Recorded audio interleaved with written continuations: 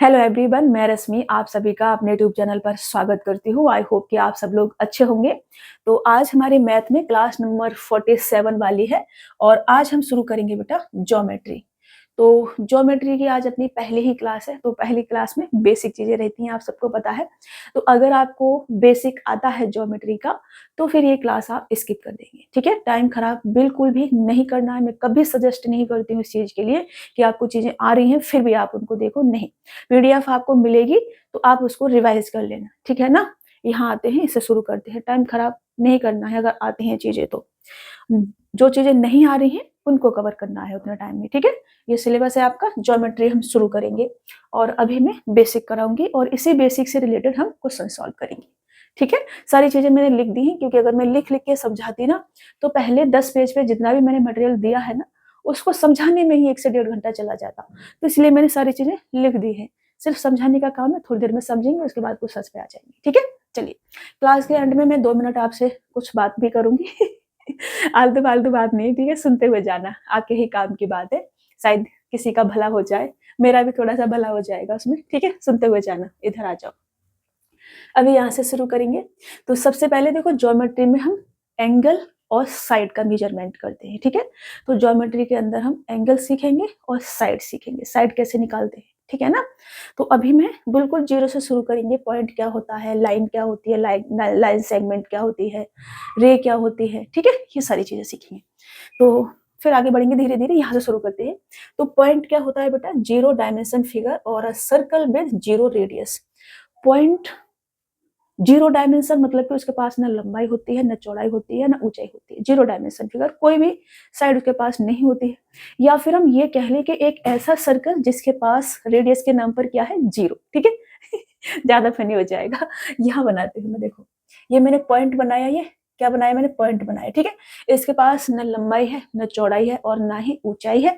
और इससे हम ये भी बोल सकते हैं कि ये एक ऐसा सर्कल है जिसकी रेडियस क्या है, 0 है, ठीक है, या 0 के बराबर है। देखो जूम करके आप निकालोगे तो थोड़ी बहुत रेडियस बन सकती है, लेकिन 0 के बराबर हम बोल सकते हैं, ठीक है ना। तो ये पॉइंट हो गया। और जब भी हम कोई पॉइंट बनाएंगे किसी भी फिगर के अंदर तो उसे कैपिटल लेटर नाम देंगे, ठीक है।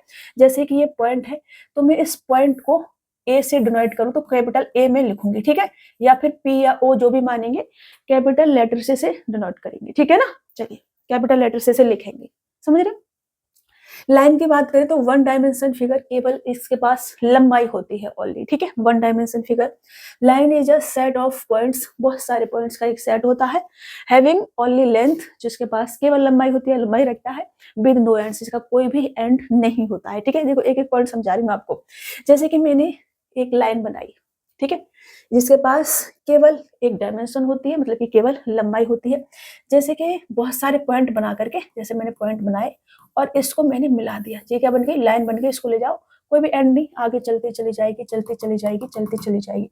आप इसको इधर भी बढ़ा सकते हैं, इधर भी बढ़ा सकते हैं, इसको दोनों तरफ बढ़ा सकते हैं, इसको किधर भी बढ़ा सकते हैं। नो एंड्स मतलब नो एंड्स, किधर भी ले जाओ, ठीक है। लाइन, लाइन सेगमेंट की बात करें तो अ line with fix length. Line segment, जैसे कि मैंने ये लाइन बनाई, ठीक है, ये मैंने एक लाइन बनाई ये वाली और मैंने इसको ऐसे बना दिया। ये इधर भी चल रही है और ये इधर भी चल रही है। अब बीच में मैंने क्या करा, इसे तोड़ दिया एम एन में, ठीक है। मैंने बीच में 2 पॉइंट मान लिए, क्या, एम एन। तो ये जो एम एन है ये क्या है, लाइन सेगमेंट हो जाएगा फाइनली। क्या हो जाएगा ये, लाइन सेगमेंट। तुम ये लिख सकती हूँ कि एम एन क्या है बेटा, एम एन लाइन सेगमेंट है, ठीक है। लाइन सेगमेंट लिखना है मेरे को, लाइन सेगमेंट, ठीक है ना। रेखा खंड बोलते हैं इसको। लाइन सेगमेंट को क्या बोलते हैं बेटा, इसको रेखा खंड बोलते हैं। हिंदी वाले लिख लेंगे इसको रेखा खंड। और ये जो लाइन है इसको केवल रेखा बोलते हैं और ये जो आपका पॉइंट है इसको बिंदु बोलते हैं, ठीक है ना। रे, रे मतलब किरण। A line with a single end point, एक सिंगल एंड पॉइंट का मतलब जहां से शुरू होती है रे उसको एंड पॉइंट कहा जाता है, या लिखा है। और पॉइंट ऑफ ओरिजिन, जहां से ये उत्पन्न होती है रे उसको एंड पॉइंट कहा जाता है। मान लो कि ये एक रे है, यहाँ से उत्पन्न हो रही है और फिर ये that extend infinitely in one direction, एक ही डायरेक्शन में इनफाइनाइटली ले जाओ इसको कहीं भी। जैसे यहाँ से एक किरण शुरू हुई, एक रे शुरू हुई यहाँ से और फिर हम इसको ऐसे ऐसे ऐसे ऐसे ले जाएं आगे कहीं भी, समझ रहे हो, ये रे कहलाती है। समझ में आ रहा है ना। देखो इन सब चीज़ों को ज़रूरत नहीं पड़ती है इतना लेकिन कभी थ्योरेटिकल क्वेश्चंस आ गया तो आपको ये चीज़ें पता होनी चाहिए, इसलिए मैंने यहाँ पे लिखी है। अपोजिट रे की बात करें तो अपोजिट रे के पास क्या होता है, two rays that have the same end point, जिनका एक ही एंड पॉइंट होता है, जहां से उत्पन्न होती है उसी को हम एंड पॉइंट बोलते हैं। ठीक है, तो एक ही पॉइंट से दोनों रे क्या होंगी, उत्पन्न होंगी and extend in opposite direction, और अपोजिट डायरेक्शन में बढ़ रही होंगी। ठीक है, जैसे कि ये मेरा ओरिजिन पॉइंट हो गया। ठीक है, मतलब कि एंड पॉइंट भी हो गया, ओरिजिन पॉइंट को ही एंड पॉइंट बोलते हैं। तो एक रे इधर जा रही है और एक रे इधर जा रही है, और अब रे है तो कहीं तक भी जाएगी है। ठीक है, तो ये इनफाइनाइट तक जा सकती है इधर भी, और ये भी इधर इनफाइनाइट तक जा सकती है इधर भी। अभी समझ में आ गया, बहुत बेसिक सी चीजें थी, बहुत बेसिक सी, लेकिन इन्हें समझाना बहुत जरूरी था। कभी कभी थ्योरेटिकल क्वेश्चंस आ जाएगा तो आपसे कुछ सॉल्व होना चाहिए। ठीक है, चलिए आगे बढ़ते हैं और कॉलिनियर और नॉन कॉलिनियर पॉइंट समझते हैं।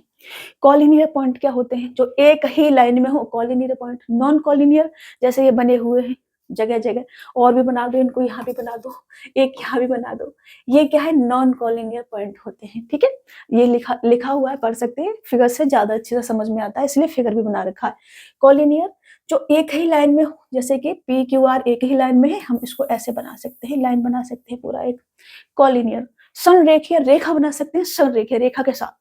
असंरेखीय रेखा नहीं बना सकते, ये रेखा लाइन हो गई अपनी पी क्यू आर एक लाइन में। ठीक है ना, ये पढ़ सकते हैं। संरेखीय बिंदु वह बिंदु होते हैं जो एक सीधी रेखा बनाते हैं जब वे जुड़े होते हैं, एक सीधी रेखा बनाते हैं जब वे जुड़े होते हैं।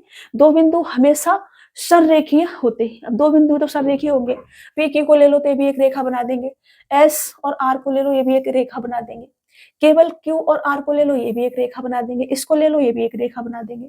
तो केवल दो बिंदुओं की अगर बात करी जाएगी तो वो हमेशा कैसे होंगे, कोलिनियर होंगे, मतलब कि संरेखीय होंगे। ठीक है, केवल दो बिंदु की। थ्योरेटिकल क्वेश्चंस कभी बन सकता है ऐसा, इसलिए आप तैयार रहना सब चीज के लिए। एग्जामिनर का कुछ पता नहीं रहता है, वो कब क्या पूछ लेगा। ठीक है, असंरेखीय बिंदु ऐसे बिंदु हैं जो एक सीधी रेखा नहीं बनाते हैं जब वे जुड़े होते हैं।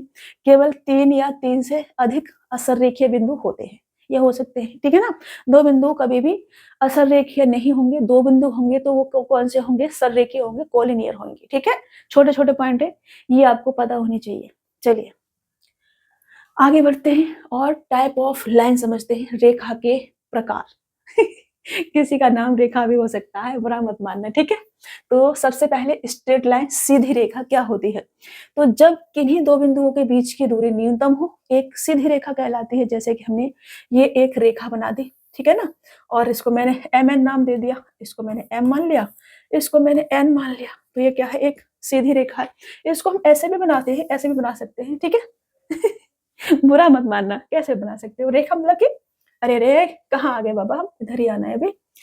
जब किन्हीं दो बिंदुओं के बीच की दूरी न्यूनतम हो, दो बिंदुओं के बीच की दूरी, वे सीधी रेखा कहलाती है। ठीक है, वैसे तो ये सीधी रेखा नहीं होगी क्योंकि हमने इसको टेढ़ा बना दिया है, बट एम एन आप ले सकते हैं। ठीक है, कर्व लाइन की बात करें, वक्र रेखा की बात करें, तो वक्र रेखा क्या, कर्व बनानी है आपको, जैसे सर्कल बनाते हैं ना कर्व करके, वैसे बनानी है।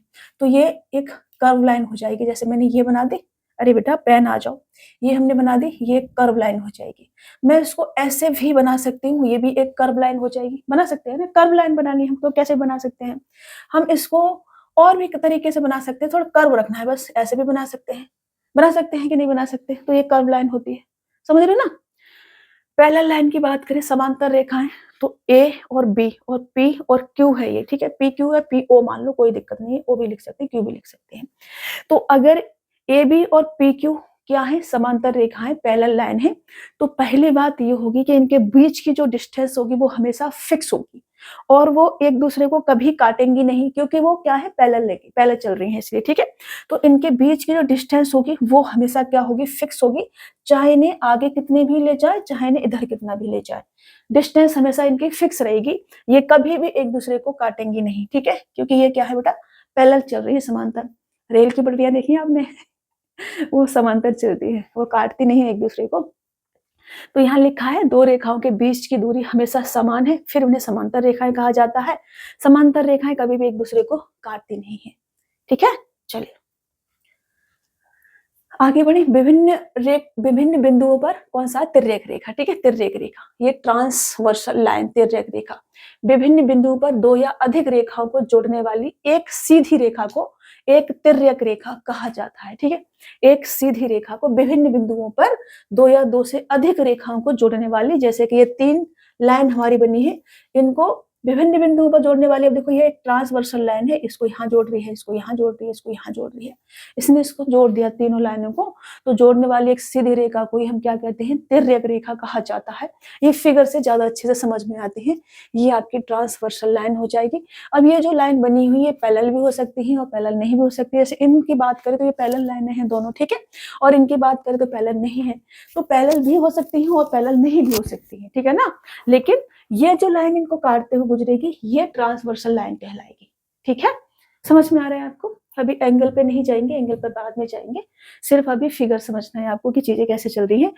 आगे बढ़ेंगे। और इंटरसेक्टिंग लाइन मतलब कि प्रतिच्छेदी रेखा, तो ये क्या हो जाएगा बेटा, ये आपकी इंटरसेक्शन पॉइंट हो जाएगा। तो दो लाइन एक दूसरे को काट रही है, इस पॉइंट पे जिस काट रही है उसको इंटरसेक्शन पॉइंट कहेंगे। ठीक है, दो या दो से अधिक रेखाएं जो एक ही उभयनिष्ठ बिंदु साझा करती हैं प्रतिच्छेदी रेखाएं कहलाती हैं। ठीक है, एक ही उभयनिष्ठ बिंदु साझा करती है।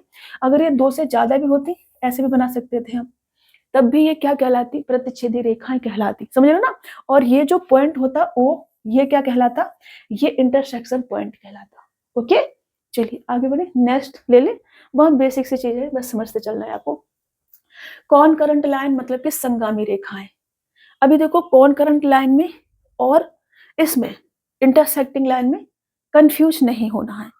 इंटरसेक्टिंग लाइन आप दो लाइन भी ले सकते हो, दो या दो से अधिक रेखाएं, ठीक है, दो ले सकते हो, दो से अधिक भी ले सकते हो। इंटरसेक्टिंग एक ही पॉइंट होना चाहिए, वह नेक्स्ट बिंदु, ठीक है, इंटरसेक्टिंग पॉइंट कहलाएगा। लेकिन ये जो नेक्स्ट पॉइंट हम ले रहे हैं, कौन सा वाला, कॉन करंट लाइन, इसमें मिनिमम 3 लाइन आपकी होनी चाहिए। ठीक है, यहाँ लिखा है ये 3 या 3 से अधिक रेखाएं एक ही बिंदु पर काटती हैं तो उन्हें संगामी रेखाएं कहा जाता है। पिछले वाले में 2 या 2 से अधिक इंटरसेक्टिंग पॉइंट, लेकिन कॉन करंट में क्या होगा, 3 लाइन कम से कम आपके पास होनी चाहिए या 3 से अधिक भी होनी चाहिए, तब वो कॉन करंट लाइन कहलाएगी, कॉन करंट। ठीक है, तो ये आपका बिंदु हो जाएगा यहाँ पर। ये जो O है, यहाँ पर सभी लाइन एक दूसरे को क्या कर रही है, इंटरसेक्ट कर रही है। ठीक है, तो ये क्या कहलाएंगी, कॉन करंट लाइन कहलाएंगी आपकी। ठीक है, 3 से अधिक भी हो सकती है, ये 4, 5, 6 कितने भी बना सकते हो इसमें आप। ठीक है, इसमें आप कितनी, 2 नहीं बना सकते, बस 2 नहीं बना सकते, बाकी कितनी भी बना सकते हैं। कोइंसिडेंट लाइन मतलब कि संपाती रेखा है। ये जो आपको ओवरलैपिंग दिख रहा है ना, जैसे कि ब्लैक वाली लाइन दिख रही है, उसके ऊपर आपको एक रेड वाली लाइन दिख रही है, इसको ही हम बोलते हैं कोइंसिडेंट लाइन। इसको आप मतलब नॉर्मल ऐसे भी बोल सकते हैं, नॉर्मली भाषा में ऐसे बोल सकते हैं कि ओवरलैपिंग लाइन जो होती है वो आपकी क्या कहलाती है, कोइंसिडेंट संपाती रेखाएं कहलाती हैं। मतलब कि यदि एक रेखा के सभी बिंदु दूसरी रेखा पर भी हैं तो दोनों रेखाओं को क्या कहा जाएगा, संपाती रेखाएं कहा जाएगा। ठीक है, जैसे कि ब्लैक वाली लाइन की बात करें तो ब्लैक वाली लाइन पर भी आपका ए, बी और सी है, और रेड वाली लाइन की बात करें तो रेड वाली लाइन पर भी आपका ए, बी, सी है। तो एक रेखा के सभी बिंदु दूसरी रेखा पर भी स्थित हैं तो दोनों लाइनें कैसी कहलाएंगी, संपाती रेखाएं कहलाएंगी। ठीक है, कोई थ्योरेटिकल क्वेश्चन कभी बना तो सॉल्व कर पाएंगे आप। चलिए एंगल पे आते हैं और एंगल समझते हैं। अब देखो इसके लिए 2-3 पेज भर सकते थे हम, लेकिन हमने बहुत मेहनत की है इसके लिए, बहुत ज्यादा, थोड़ा कलरफुल भी बनाने की कोशिश की है ताकि आपको थोड़ा चीजें पढ़ने में थोड़ा अच्छी लगे। तो यहाँ समझते हैं एंगल। एंगल क्या होता है, जब दो सीधी रेखाएं एक बिंदु पर मिलती हैं तो वो एक दूसरे के बीच ढाल होती है, ढाल को ही कोण कहा जाता है, एंगल कहा जाता है। जैसे कि दो सीधी रेखाएं एक बिंदु पर मिलती हैं, मैंने यहाँ से एक लाइन बनाई यहाँ तक और यहाँ से एक लाइन बनाई यहाँ तक और यहाँ मिला दिया इनको। ठीक है, यहाँ मिला दिया, मान लो ये जो बिंदु पर मिल रही है ये बिंदु हमारा ए है, ये मान लो। ठीक है, पॉइंट को हमेशा कैपिटल लेटर से क्या करना है, डिनोट करना है, मैंने आपको बताया। अब ये जहाँ जिस बिंदु पर मिल रही है यहाँ पर ये एक कोण बना रही होंगी, एंगल बना रही होंगी, मान लो थीटा बना रही है, इसी को क्या कहा जाता है, एंगल कहा जाता है। ठीक है, इसको क्या कहा जाता है, एंगल कहा जाता है। अब टाइप ऑफ एंगल समझो। सबसे पहले एक्यूट एंगल। एक्यूट एंगल क्या होता है, मान लो यहाँ थीटा एंगल बन रहा है तो ये जो थीटा है ये छोटा होगा 90 डिग्री से। अगर ये थीटा 90 डिग्री से छोटा है तो ये एक्यूट एंगल कहलाएगा। ठीक है, मैं बहुत इजी भाषा में समझा रही हूँ, बहुत इजी भाषा में। इसके लिए मैं थ्योरी भी बता सकती थी, लंबा लंबा एक पेज पे एक ही समझा सकती थी, ऐसे भी कर सकती थी, लेकिन वो बहुत टफ हो जाती हैं चीजें। तो आपको इजी वे में कैसे समझा सकती हूँ मैं, उस पर मैं बहुत सारा काम करती हूँ। ये तो जितना मैं कराती हूँ ना पीडीएफ वगैरह आपको, इसे करने में मुझे मैक्सिमम 30 मिनट लगते हैं करने में, लेकिन इसे आपको इजी वे में कैसे करा सकते हैं, इसे समझाने में, इसे सेट करने में मुझे ज़्यादा टाइम लग जाता है कि आपके लिए। अभी देखो रेलवे वाले जो स्टूडेंट होते हैं ना, वो उनके दिमाग में एक चीज़ रहती है कि इजी पूछा जाएगा, समझ रहे हो ना? चीज़ें तो ग्रेजुएशन लेवल तक का पेपर है तो ग्रेजुएशन लेवल तक की ही पूछी जाएँगी, सीजीएल ग्रेजुएशन लेवल का पेपर होता है। इस चीज़ को आप अभी एक्सेप्ट नहीं करोगे, लेकिन जब पेपर में बैठोगे, मेंस वाले में बैठोगे रेलवे के में, फिर आप एक्सेप्ट कर पाएँगे, अभी नहीं करोगे। तो जब आप किसी चीज़ की तैयारी कर रहे होते हैं ना, तो अपना लेवल देख के करा करो। ऐसे नहीं कि मैं पुलिस की तैयारी कर रहा हूँ, मैं रेलवे की तैयारी कर रहा हूँ, मैं इसकी तैयारी कर रहा हूँ, मैं उसकी तैयारी कर रहा हूँ, नहीं। अगर आप 12th लेवल की तैयारी कर रहे हैं, तो 12th लेवल के जितने भी पेपर हो रहे हैं, वो सभी आप लगाएँगे, वो सभी क्वेश्चन आपसे सॉल्व होने चाहिए। अगर आप ग्रेजुएशन लेवल की तैयारी कर रहे हैं, तो ग्रेजुएशन लेवल तक के जितने पेपर हो रहे हैं, वो सभी पेपर आप लगाएँगे, वो सभी आपसे सॉल्व होने चाहिए, ठीक है? ये पढ़ने का तरीका होता है। ऐसा नहीं है कि मैं पुलिस की तैयारी कर रहा हूँ और मैं बस यही पढ़ूँगा, ऐसे नहीं होता है बेटा। यहाँ आ जाओ चलो, यहाँ समझते हैं। और अभी हमने एक्यूट एंगल समझा है, राइट एंगल ट्रायंगल।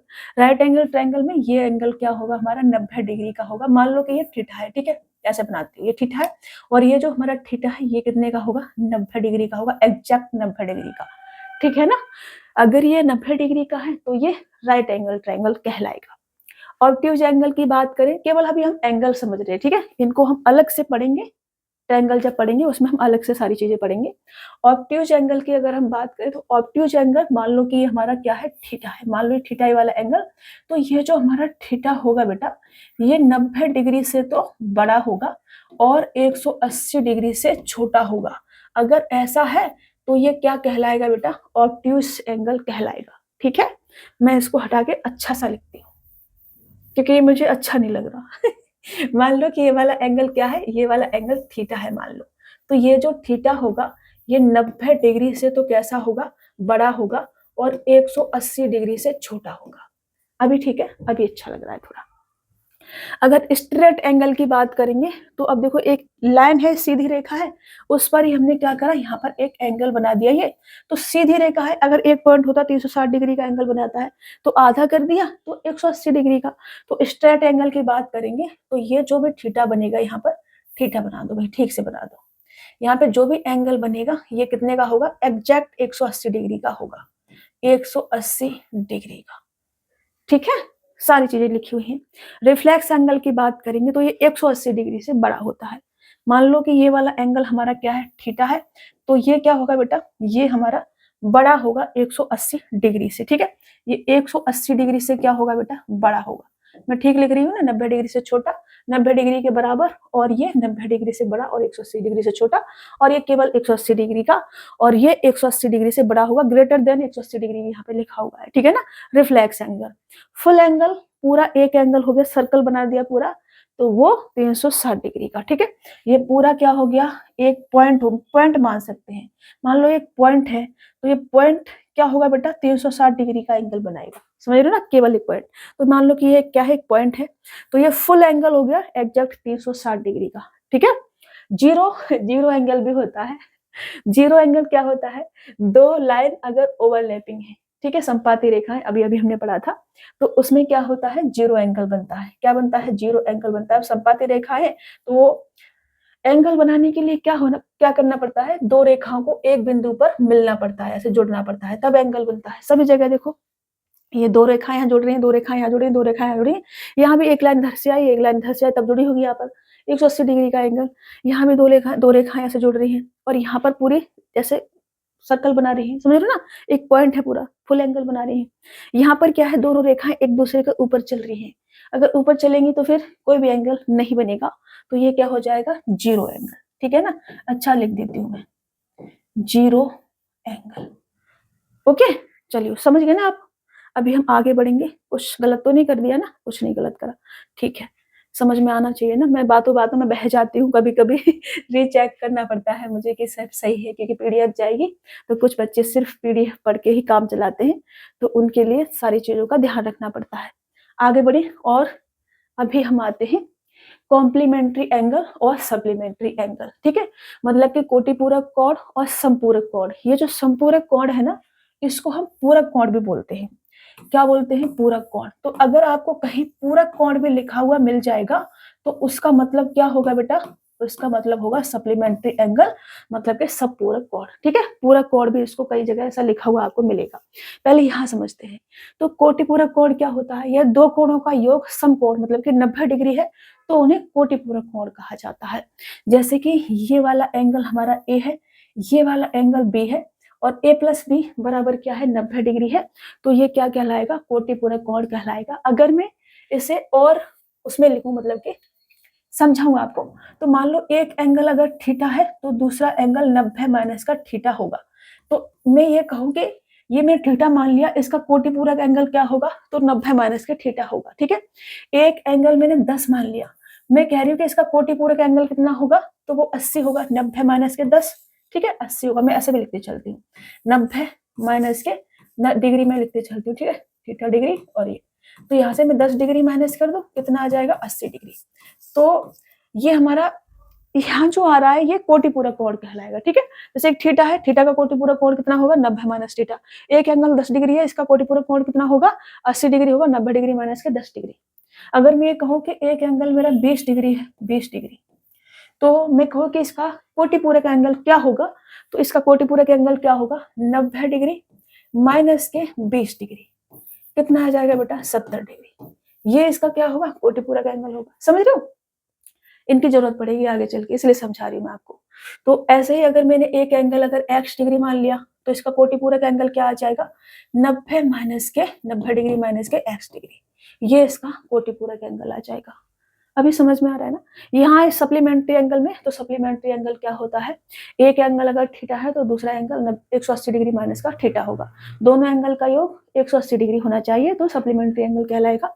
ये दो कोणों का योग सरल कोण मतलब कि 180 डिग्री के बराबर है तो उन्हें समपूरक कोण कहा जाता है, सप्लीमेंट्री एंगल कहा जाता है। जैसे कि ये हमारे पास ए है और ये हमारे पास बी है, ए प्लस बी बराबर कितना है? 180 डिग्री है। अगर इसे मैं बिल्कुल ऐसे समझाना चाहूँ तो हम इसे ऐसे समझ सकते हैं, इसको हटाते हैं, ऐसे समझ सकते हैं इसको हम कि अगर एक एंगल मेरे पास थीटा है, क्या है? थीटा। ठीक है, तो मैं कहूँ कि इसका सप्लीमेंट्री एंगल क्या होगा? तो सप्लीमेंट्री एंगल होगा इसका 180 डिग्री माइनस का थीटा। ठीक है, ये होगा इसका सप्लीमेंट्री एंगल। अगर मैं कहूँ कि एक एंगल 10 डिग्री है और इसका सप्लीमेंट्री एंगल क्या होगा? संपूरक कोण क्या होगा? तो वो होगा 180 डिग्री माइनस का 10 डिग्री, कितना आ जाएगा बेटा? 170 डिग्री। ठीक है, अगर मैं कहूँ कि एक एंगल 120 डिग्री है तो इसका सप्लीमेंट्री एंगल क्या होगा? तो वो होगा 180 डिग्री माइनस का 120 डिग्री बराबर कितना आ जाएगा? 60 डिग्री। समझ पा रहे हैं आप? मैं जो समझाना चाह रही हूँ इनकी जरूरत पड़ेगी बेटा, इसलिए। ठीक है ना, ये मैंने आपको समझा दिया है, थोड़ा थोड़ा एग्जाम्पल लिया है बट समझने के लिए इतना काफी है। अगर आप समझदार हैं तो समझदार के लिए इशारा काफी होता है, ऐसी एक कहावत है। ठीक है, चलिए आगे बढ़ते हैं और एडजासेंट एंगल समझते हैं। एडजासेंट एंगल, लीनियर एंगल और वर्टिकली अपोजिट एंगल। तो एडजासेंट एंगल क्या होता है? ये जो हमने बना रखा है, ये एक लाइन है, कॉमन साइड है, एक कॉमन वर्टेक्स होगा, इनको ही हम एडजासेंट एंगल बोलते हैं। थ्योरी पढ़ देती हूँ मैं। दो कोणों को क्रमागत कोण कहा जाता है। ये उनके पास एक ही शीर्ष बिंदु, एक ही शीर्ष बिंदु और एक समान भुजा और असमान भुजाएं समान भुजा के दोनों ओर हो। जैसे कि ये एक समान भुजा हो गई, ये कॉमन साइड हो गई, और असमान भुजाएं समान भुजा के दोनों ओर हो, ये असमान भुजा हो गई ए और ये वाली सी।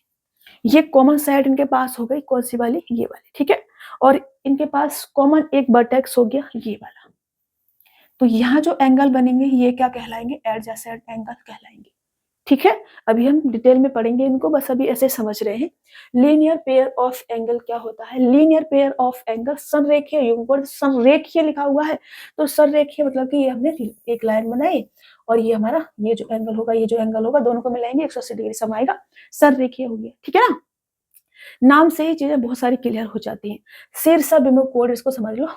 वर्टिकली अपोजिट एंगल, तो वर्टिकली अपोजिट एंगल, जैसे कि two angles are called a pair of vertically opposite angles if their arms form two pair of opposite rays. अब दो अपोजिट रेज ऐसे ऐसे इसको काट रही हैं, ठीक है, और यहाँ पर एक बिंदु पर यहाँ पे मिल रही हैं। तो ये जो यहाँ पर जितना एंगल होगा उतना ही एंगल ये वाला होगा, जितना एंगल यहाँ होगा उतना ही एंगल ये होगा। ये वर्टिकली अपोजिट एंगल होते हैं।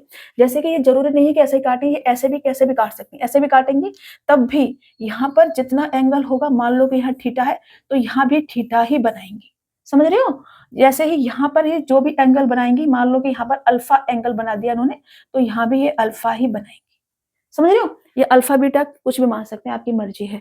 तो ये सेम सेम एंगल ऊपर यहाँ पर वर्टिकली अपोजिट एंगल्स का मतलब यही होता है, ठीक है ना। जितना एंगल यहाँ होगा उतना यहाँ, जितना यहाँ होगा उतना ही यहाँ होगा। अभी डिटेल में हम समझेंगे इसको, आगे बढ़ते हैं और यहाँ आते हैं। यहाँ डिटेल में आपको समझाती हूँ मैं, यहाँ आप ठीक से समझ पाएंगे एंगल को। तो सबसे पहले वर्टिकली अपोजिट एंगल जो मैंने अभी आपको समझाए थे, दो लाइन है ये। तो वर्टिकली की बात करूं तो जितना एंगल मेरा 5 होगा उतना ही 7 होगा। अब 5 7 वाला ढूंढो, 5 7 वाला, ठीक है। जितना एंगल मेरा 8 होगा उतना ही 6 होगा। तो 6 और 8 वाला देखो। जितना एंगल हमारा 3 होगा उतना ही 1 होगा। तो 3 और 1 वाला। जितना 4 होगा उतना ही 2 होगा। तो एंगल 2 बराबर एंगल 4। ये लिखा हुआ है ना सब, यही मैंने आपको वहां पर समझाया था, समझ रहे हो ना। तो ये आपके वर्टिकली अपोजिट एंगल कहलाएंगे। अब नेक्स्ट के लिए आगे हटाना पड़ेगा क्योंकि मैंने एक ही फिगर लिया है। Corresponding angles. करस्पॉन्डिंग एंगल क्या होते हैं, जैसे कि एंगल 3 जितना होगा उतना ही एंगल 5 होगा। एंगल 3 हमारा ये है बेटा, ठीक है। ये दो लाइन क्या है, पैरेलल है, पैरेलल। ये दोनों लाइन पैरेलल है और एक लाइन ऐसे इनको काट रही है। तो मैंने समझाया, शुरू में समझाना चाहिए था। दो लाइन अगर हमारे पास कैसी है, पैरेलल है, और इसको एक लाइन ये ऐसे काट रही है, ठीक है। दो लाइन पैरेलल है और एक लाइन अगर इसको ये वाली ऐसे काट रही है, दोनों पैरेलल लाइनों को, तो जितना ये वाला एंगल होगा उतना ही हमारे पास ये वाला एंगल होगा। जितना ये वाला एंगल होगा उतना ही मेरे पास ये वाला एंगल होगा। 2 और 8 देख लो, ये वाला बना हुआ है, ठीक है। जितना मेरे पास ये वाला एंगल होगा उतना ही ये वाला होगा, 1 और 7 का। जितना ये वाला होगा उतना ही ये वाला होगा। तो ये करेस्पॉन्डिंग एंगल्स कहलाते हैं, ठीक है। ये जितना 3 एंगल होगा उतना ही 5 होगा, जितना 2 होगा उतना 8 होगा, जितना 1 होगा उतना 7 होगा, जितना 4 होगा उतना आपका 6 होगा, ठीक है। एंगल इसको आप इसको यहाँ पे बनाना अलग से, फिर यहाँ बनाना अलग से, फिर आपको ठीक से समझ में आएगा, ठीक है। यहाँ बात करें ऑल्टरनेट इंटीरियर एंगल्स की, तो ऑल्टरनेट इंटीरियर एंगल केवल इंटीरियर का लेना है, ठीक है। ऑल्टरनेट इंटीरियर एंगल की बात करें तो जितना आपका ये एंगल कौन सा वाला, 3 वाला होगा, जितना आपका 3 वाला होगा उतना आपका 7 वाला होगा। बस आपको एक चीज ध्यान रखनी है, अगर ये दोनों लाइनें कैसे हैं, पैरेलल हैं। ये दोनों लाइन यहाँ लिखा हुआ है, when a transversal intersect two parallel line, ठीक है। पैरेलल लाइन होनी चाहिए। अगर ये दोनों लाइनें पैरेलल हैं, दोनों लाइनें क्या है, पैरेलल हैं, तो ऑल्टरनेट इंटीरियर एंगल क्या बनेंगे, इंटीरियर अंदर अंदर के एंगल मुझे लेने हैं। इंटीरियर का मतलब अंदर अंदर के। तो जितना एंगल मेरा ये वाला होगा 3 वाला उतना ही 7 वाला होगा। जितना हमारा 2 वाला होगा उतना ही हमारा 6 वाला होगा, ठीक है। Exterior internal alternate exterior angle, ठीक है। तो एक्सटीरियर की बात करें तो जितना हमारा ये 1 वाला होगा उतना हमारा ये 5 वाला होगा।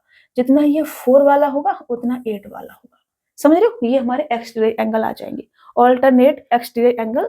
जितना 1 वाला होगा उतना ही 5 वाला होगा। ये दोनों लाइन पैरेलल होनी चाहिए, इस चीज का आप ध्यान रखेंगे, ठीक है। दोनों लाइन पैरेलल होनी चाहिए। एक कोई लाइन इसको ऐसे काटेगी, ये सीधा भी काटे, आड़ा काटे, तिरछा काटे, कैसा भी काटे, कोई फर्क नहीं पड़ेगा, दोनों लाइनें पैरेलल होनी चाहिए बस, ठीक है। जितना हमारा 4 वाला एंगल होगा उतना 8 वाला भी होगा। अभी समझ गए। अभी सम ऑफ कॉन्जिक्यूटिव इंटीरियर एंगल्स, ठीक है। तो इसमें क्या होगा, जितना जैसे कि ये जो आपका एंगल 2 है और एंगल 7 है, इन दोनों का सम 180 डिग्री होगा, ठीक है। इसका मतलब होता है सम ऑफ कॉन्जिक्यूटिव इंटीरियर एंगल्स का मतलब क्या होता है, ये दो पैरेलल लाइनें थी, इसको एक लाइन ये आई ऐसे काट के चली गई, तो ये क्या हो गया, कॉन्जिक्यूटिव इंटीरियर एंगल हो गए। तो इनका जो सम होगा, इनका क्या होगा बेटा, इनका जो सम होगा एंगल 2 का और एंगल 7 का, ये 180 डिग्री का होगा। इधर भी एंगल 3 का और एंगल 6 का, ये कितना होगा, 180 डिग्री इनका सम होगा, ठीक है। इसी से रिलेटेड अभी हम क्वेश्चंस करेंगे बहुत सारे। मैं बहुत सारा बेसिक नहीं सिखाऊंगी आपको, पहले हमने थोड़ा सा बेसिक समझा है, इसी से रिलेटेड अब अभी क्वेश्चंस करेंगे। थोड़ा सा एक पॉइंट में आपको और सिखाती हूँ, ट्रायंगल वाला। फिर उसके बाद हम क्वेश्चंस पे आते हैं, ठीक है। ट्रायंगल के भी क्वेश्चंस आएंगे अभी, तो फिर आप कंफ्यूज होंगे, तो थोड़ा सा ट्रायंगल भी समझेंगे अब। मैं यहाँ पर एक ट्रायंगल बनाती हूँ।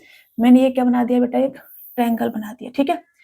मान लो कि इसका वर्टेक्स ए बी सी मान लेते हैं, ए है और ये बी है और ये सी है, ठीक है। ये मैंने मान लिया। तो इस वाले एंगल को, ये वाला जो एंगल है, ठीक है, ए वाला यहाँ पे एंगल बनेगा एक, और ये एंगल बी बनेगा, और ये एंगल आपका सी बनेगा, ठीक है। ये एंगल ए, एंगल बी और एंगल सी। तो अगर मैं आपसे कहूं कि एंगल ए प्लस का एंगल बी प्लस का एंगल सी बराबर कितना होगा, 180 डिग्री आपका होगा। किसी भी त्रिभुज के तीनों कोणों का योग कितना होता है, 180 डिग्री होता है। अब इस वाली बीसी लाइन को मैंने आगे बढ़ाया, तो यहाँ पर ये इस त्रिभुज का एक्सटीरियर एंगल बनेगा, ठीक है। तो यहाँ पर जो एंगल बनेगा वो कितना होगा, वो होगा इसके अपोजिट में जो दोनों एंगल है इसके बराबर, ठीक है। एंगल ए प्लस का एंगल बी, ये वाला होगा, ये वाला एंगल, ठीक है। अगर मैं इस वाले लाइन को आगे बढ़ा दूं ऐसे, तो यहाँ पर जो भी एंगल हमारा बनेगा, यहाँ पर जो भी एंगल हमारा बनेगा बेटा, वो कितना होगा, वो होगा हमारा एंगल ए प्लस का एंगल सी। अगर मैं इस वाली लाइन को आगे बढ़ा दूं, इस वाली लाइन को ऐसे आगे बढ़ा दूं, इससे बढ़ाती हूँ, ठीक है, इससे बढ़ाती हूँ। अगर मैं इस वाले, अरे भाई ब्लू चल जाओ, प्लीज चल जाओ, इस नहीं चलेगी, कोई रेडी रहने देते, रेडी रहने देते हैं, ठीक है। अगर मैंने इस वाली लाइन को आगे बढ़ा दिया, तो यहाँ पर जो भी एंगल हमारा बनेगा बेटा, वो कितना बनेगा, वो बनेगा हमारा angle C, angle B plus का एंगल सी, ये इसके बराबर होगा यहाँ पर। तो अगर मैं ये कहूँ कि एक्सटीरियर एंगलों का सम कितना होगा, तो आप गौर से देखो, तो यहाँ पर 180 डिग्री, यहाँ पर ये पूरा 180 डिग्री, और यहाँ पर पूरा ये 180 डिग्री का बनेगा, समझे ना। पूरा अगर ऐसे बना दूं, तो उसमें से ए बी सी तीनों का सम कर दूंगा मैं इसका, ये लेकर के, तो 18 तिया 54, 540 डिग्री, उसमें से अंदर के एंगल का माइनस कर दूं 180 डिग्री, तो 360 डिग्री होगा। तो मैं ये कह सकती हूँ कि एक्सटीरियर एंगल अगर मैं लूं, ठीक है, एक्सटीरियर एंगल अगर मैं लूं, ये तो इंटीरियर एंगल हो गए थे, ठीक है, इसको आप लिख सकते हैं इंटीरियर एंगल शॉर्ट में, ठीक है, इंटीरियर एंगल। अगर मैं एक्सटीरियर एंगल की बात करूं, एक्सटीरियर एंगल बाह्य कोण, ठीक है, बाह्य कोण एबीसी, ठीक है। तो बाह्य कोण ये भी एंगल ए मान सकते हैं हम। तो यहां मैं लिख सकती हूँ कि एंगल ए प्लस का एंगल बी प्लस का एंगल सी, बाहर से हम ले रहे हैं, बाहर से, ठीक है ना, बाह्य कोण। तो ये कितना होगा बेटा, ये आपका होता है 360 डिग्री। ये किसी में भी, केवल ट्रायंगल की बात नहीं कर रही मैं, किसी में भी कोई भी फिगर होगा आपका, चाहे वो चतुर्भुज हो, चाहे पंचभुज हो, चाहे कोई भी फिगर है, उसमें बाह्य कोण हमेशा ही 360 डिग्री, मतलब बाह्य कोणों का सम हमेशा ही 360 डिग्री रहता है, ठीक है। ये फिक्स है, ये ट्रायंगल में भी अप्लाई होगा, बाकी सभी फिगर में अप्लाई होगा। कोई भी फिगर है उसमें बाह्य कोणों का सम हमेशा 360 डिग्री रहता है। तो ट्रायंगल में भी, बाकी और भी कोई भी है उसमें भी, ठीक है। तो अभी हम ट्रायंगल की बात कर रहे हैं, तो सिर्फ ट्रायंगल को समझेंगे। ये वाला एंगल आपको पता होना चाहिए, ये वाला और ये वाला। एक्सटीरियर एंगलों का सम 360 डिग्री, इंटीरियर एंगलों का सम 180 डिग्री। ये angle A, angle B, angle C, interior 180 degree, exterior बात करें एंगल ए, और ये वाला ए बी सी करके मैंने लिखना चाहिए था ना, यहाँ से ऐसे नहीं लिखना चाहिए था, मैंने यहाँ पर ये लिखा है ना, तो इसको ऐसे नहीं लिखना चाहिए था। चलो मैं इसको, जैसे मैंने एंगल मान रखे है ना, इनको ए प्लस बी जो मैंने मान रखा है, इसको मैं थोड़ा सा और डिटेल में समझाने की कोशिश करती हूँ, यहाँ से आप थोड़े से कंफ्यूज हो जाएंगे, ठीक है। इंटीरियर एक्सटीरियर से मैं थोड़ा सा डिटेल में समझा देती हूँ आपको, इसको घटाती हूँ, क्योंकि कंफ्यूजन मुझे नहीं चाहिए किसी भी तरह का। तो मैं इनको अल्फा बीटा गामा मान लेती हूँ, और फिर मैं आपको समझा देती हूँ, ठीक है ना, फिर ज्यादा बढ़िया रहेगा। इसको हटाती हूँ मैं भी, क्योंकि मैंने भी अपना ही दिमाग लगा दिया ना। देखो, मैं इसको क्या मान लेती हूँ, इसको हटाती हूँ, मैं इसको मान लेती हूँ अल्फा, मैं इसको मान लेती हूँ बीटा, और मैं इसको मान लेती हूँ गामा, ठीक है, ये मान लेती हूँ। तो अभी मैं यहाँ से ये लिख सकती हूँ कि ये जो आपका गामा है, ये angle A plus angle B के बराबर होगा। अब आपको समझ में आएगा ठीक से। और ये जो आपका बीटा है, ये आपका angle A plus angle C के बराबर होगा, और जो अल्फा है ये आपका angle B plus angle C के बराबर होगा, ठीक है। अब यहाँ से मैं ये लिख सकती हूँ कि angle alpha plus alpha beta gamma angle alpha plus angle beta plus angle gamma बराबर कितना होगा 360 डिग्री होगा, ऐसा मैं लिख सकती हूँ। ठीक है ना। अब आपको ये कंफ्यूजन भी नहीं करेगा कि मैम ने एक स्टीयरिंग पता नहीं क्या क्या लिख दिया, और ये ठीक से समझ में आएगा। इसको भी थोड़ा सही से लिख देती हूँ। ठीक है, ये angle A plus angle B plus angle C बराबर 180 डिग्री आपका होगा। ठीक है, चलिए अभी समझ में आ गया ना, इतना ही आपको समझना है बस। ये अल्फा बीटा करके मैंने भी समझा दिया, और alpha plus beta plus gamma बराबर 360 डिग्री आपका ये हो जाएगा। आगे बढ़ते हैं और अभी हम शुरू करेंगे क्वेश्चन से। ठीक है, तो पहला मैंने क्वेश्चन से ले लिया है, एक कोण का मान उसके कोटि पूरक कोण से 14 डिग्री कम है, कोण का मान ज्ञात करें, ये हमसे कहा जा रहा है। अब देखो मैंने क्या कहा कि अगर एक कोण थीटा है तो कोटि पूरक क्या होगा उसका 90 डिग्री माइनस का थीटा होगा। ठीक है, तो मैं मान लेती हूँ कि दोनों का सम तो 90 डिग्री होगा। ठीक है, कोटि पूरक एंगल 90 डिग्री सब, तो इसमें से एक अगर थीटा है तो इसका कोटि पूरक क्या होगा बेटा 90 डिग्री माइनस का थीटा होगा। ठीक है ना, ऐसे डिग्री भी लगा लो ऐसे। अब हमसे कहा जा रहा है कि एक कोण का मान उसके कोटि पूरक कोण से 14 डिग्री कम है, तो इसका कोटि पूरक कोण है इससे 14 डिग्री कम है, तो इसको रख दो 14 डिग्री कम कर दो, और ये दोनों बराबर बराबर हो जाएंगे। फिर हो जाएंगे कि नहीं, बराबर बराबर कर दिए। अब ये जो थीटा माइनस का इधर आएगा प्लस का हो जाएगा, तो मैं यहाँ से लिख सकती हूँ कि 2 थीटा बराबर 90 माइनस के 14 कितना होगा आपका 76 होगा, 76 डिग्री। ठीक है ना, और यहाँ से थीटा बराबर कितना आ जाएगा 2 तिया और 2 अट्ठे 16 38 डिग्री ही आपका आंसर हो जाएगा। कोण का मान क्या होगा 38 डिग्री। आसान लगा ना। अगर देखो बेसिक चीजें आपने समझ ली हैं तो फिर सारी चीजें आपको आसान लगेंगी, तब कुछ लगेगा नहीं। बेसिक इसलिए मैं धीरे धीरे समझाया, और मैंने इसलिए पहले लिख के लेके आई थी, क्योंकि मैं यहाँ लिखूंगी तो मैं समझाने में टाइम नहीं दे पाऊंगी, तो मैंने इसलिए लिख के लेके आई, फिर मैं समझाया आपको, ठीक से समझाया कोई चीज समझ में नहीं आए तो पूछ लेते। ठीक है, चलिए आगे बढ़ते हैं, नेक्स्ट क्वेश्चन लेते हैं। देखो ये दो पूरक कोणों का अंतर 74 डिग्री है, तो उनमें से एक कोण क्या होगा। पूरक कोण का मतलब क्या होता है सप्लीमेंट्री एंगल, मैंने पहले ही लिखा बता दिया था आपको कि पूरक बोले संपूरक बोले उसका मतलब क्या होगा सप्लीमेंट्री एंगल। ठीक है, तो उनमें से हमसे कहा जा रहा है कि ये दो पूरक कोणों का अंतर 74 डिग्री है। अब देखो 180 डिग्री हमारा सप्लीमेंट्री एंगल टोटल होंगे। ठीक है, सम होगा इनका, तो उनमें से अगर मैं एक एंगल हमारा थीटा है तो दूसरा एंगल क्या होगा बेटा 180 डिग्री माइनस का थीटा। इस थीटा का सप्लीमेंट्री एंगल क्या होगा 180 डिग्री माइनस का थीटा। अब इन दोनों का अंतर में लूंगी, इसमें से माइनस करूंगी, माइनस माइनस प्लस हो जाएगा, तो ये क्या आ जाएगा 2 थीटा, अंतर लूंगी तो 2 थीटा माइनस का 180 डिग्री। इन दोनों का अंतर कितना दे रखा है मेरे को 74 डिग्री, बराबर कितना दे रखा है मेरे को 74 डिग्री। ये है बस क्वेश्चन, समझ में आ रहा है ना। तो यहाँ से 180 डिग्री इधर जाएगा, तो मेरे पास 2 थीटा बराबर कितना आ जाएगा बेटा, इधर जाके प्लस का हो जाएगा, तो कैरी 4 का 4 आ जाएगा, और ये 15 का 5 कैरी लूंगी 1, और ये 254 डिग्री आ जाएगा। तो केवल थीटा बराबर कितना आ जाएगा 2 एकम 2, 2 दूनी 4, 2 सत्ते 14, 127 डिग्री आ जाएगा केवल थीटा बराबर। लेकिन हमसे ये कहा जा रहा है तो उनमें से एक कोण कितना होगा, मेरे को ये थीटा आ गया 127 डिग्री, तो ये इसकी वैल्यू मेरे को बतानी है, इसकी वैल्यू। तो ये कितना आ जाएगा 180 डिग्री माइनस का 127 डिग्री। ठीक है ना, 127 डिग्री, इसको हटाना है, सही से आ जाओ भाई 127 डिग्री। तो ये कितना आएगा बेटा 50 और 53 डिग्री। ठीक है, 53 डिग्री, ये आपका आंसर हो जाएगा। This is answer, option D आपका राइट आंसर होगा। समझ में आ रहा है। चलो आगे बढ़ते हैं, नेक्स्ट क्वेश्चन लेते हैं।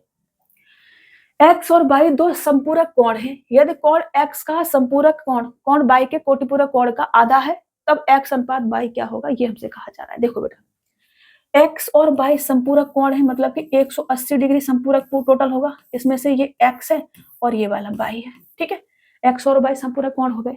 अब हमसे ये कहा जा रहा है कि एक्स का संपूरक कोण बाई के कोटिपूरक कोण का आधा है, तो बाई की बात करें अगर हम एक्स की कर लेते हैं, चलो कोई दिक्कत नहीं है। तो संपूरक की बात करें तो 180 डिग्री, अब एक्स है इसमें, तो ये एक एंगल अगर एक्स है तो इसका संपूरक कोण क्या होगा 180 डिग्री माइनस का एक्स होगा।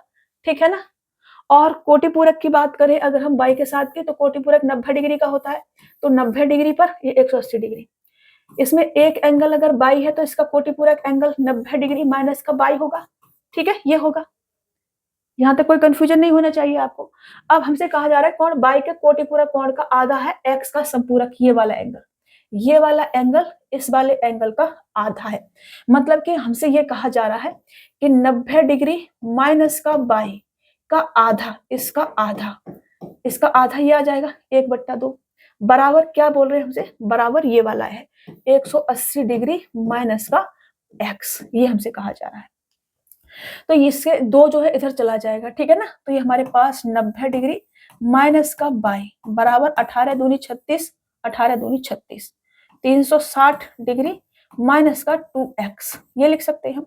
यहाँ से 2x को मैं इधर ले आऊं और इसको 90 को इधर ले आऊं, तो मेरे पास 2x माइनस का बाई बराबर कितना आ जाएगा, 90 इधर जाके माइनस का होगा तो ये 270 डिग्री आ जाएगा, ठीक है। 270 डिग्री 2x माइनस का बाई बराबर 270 डिग्री है, मेरे को ये मिला, ठीक है, ये वाला।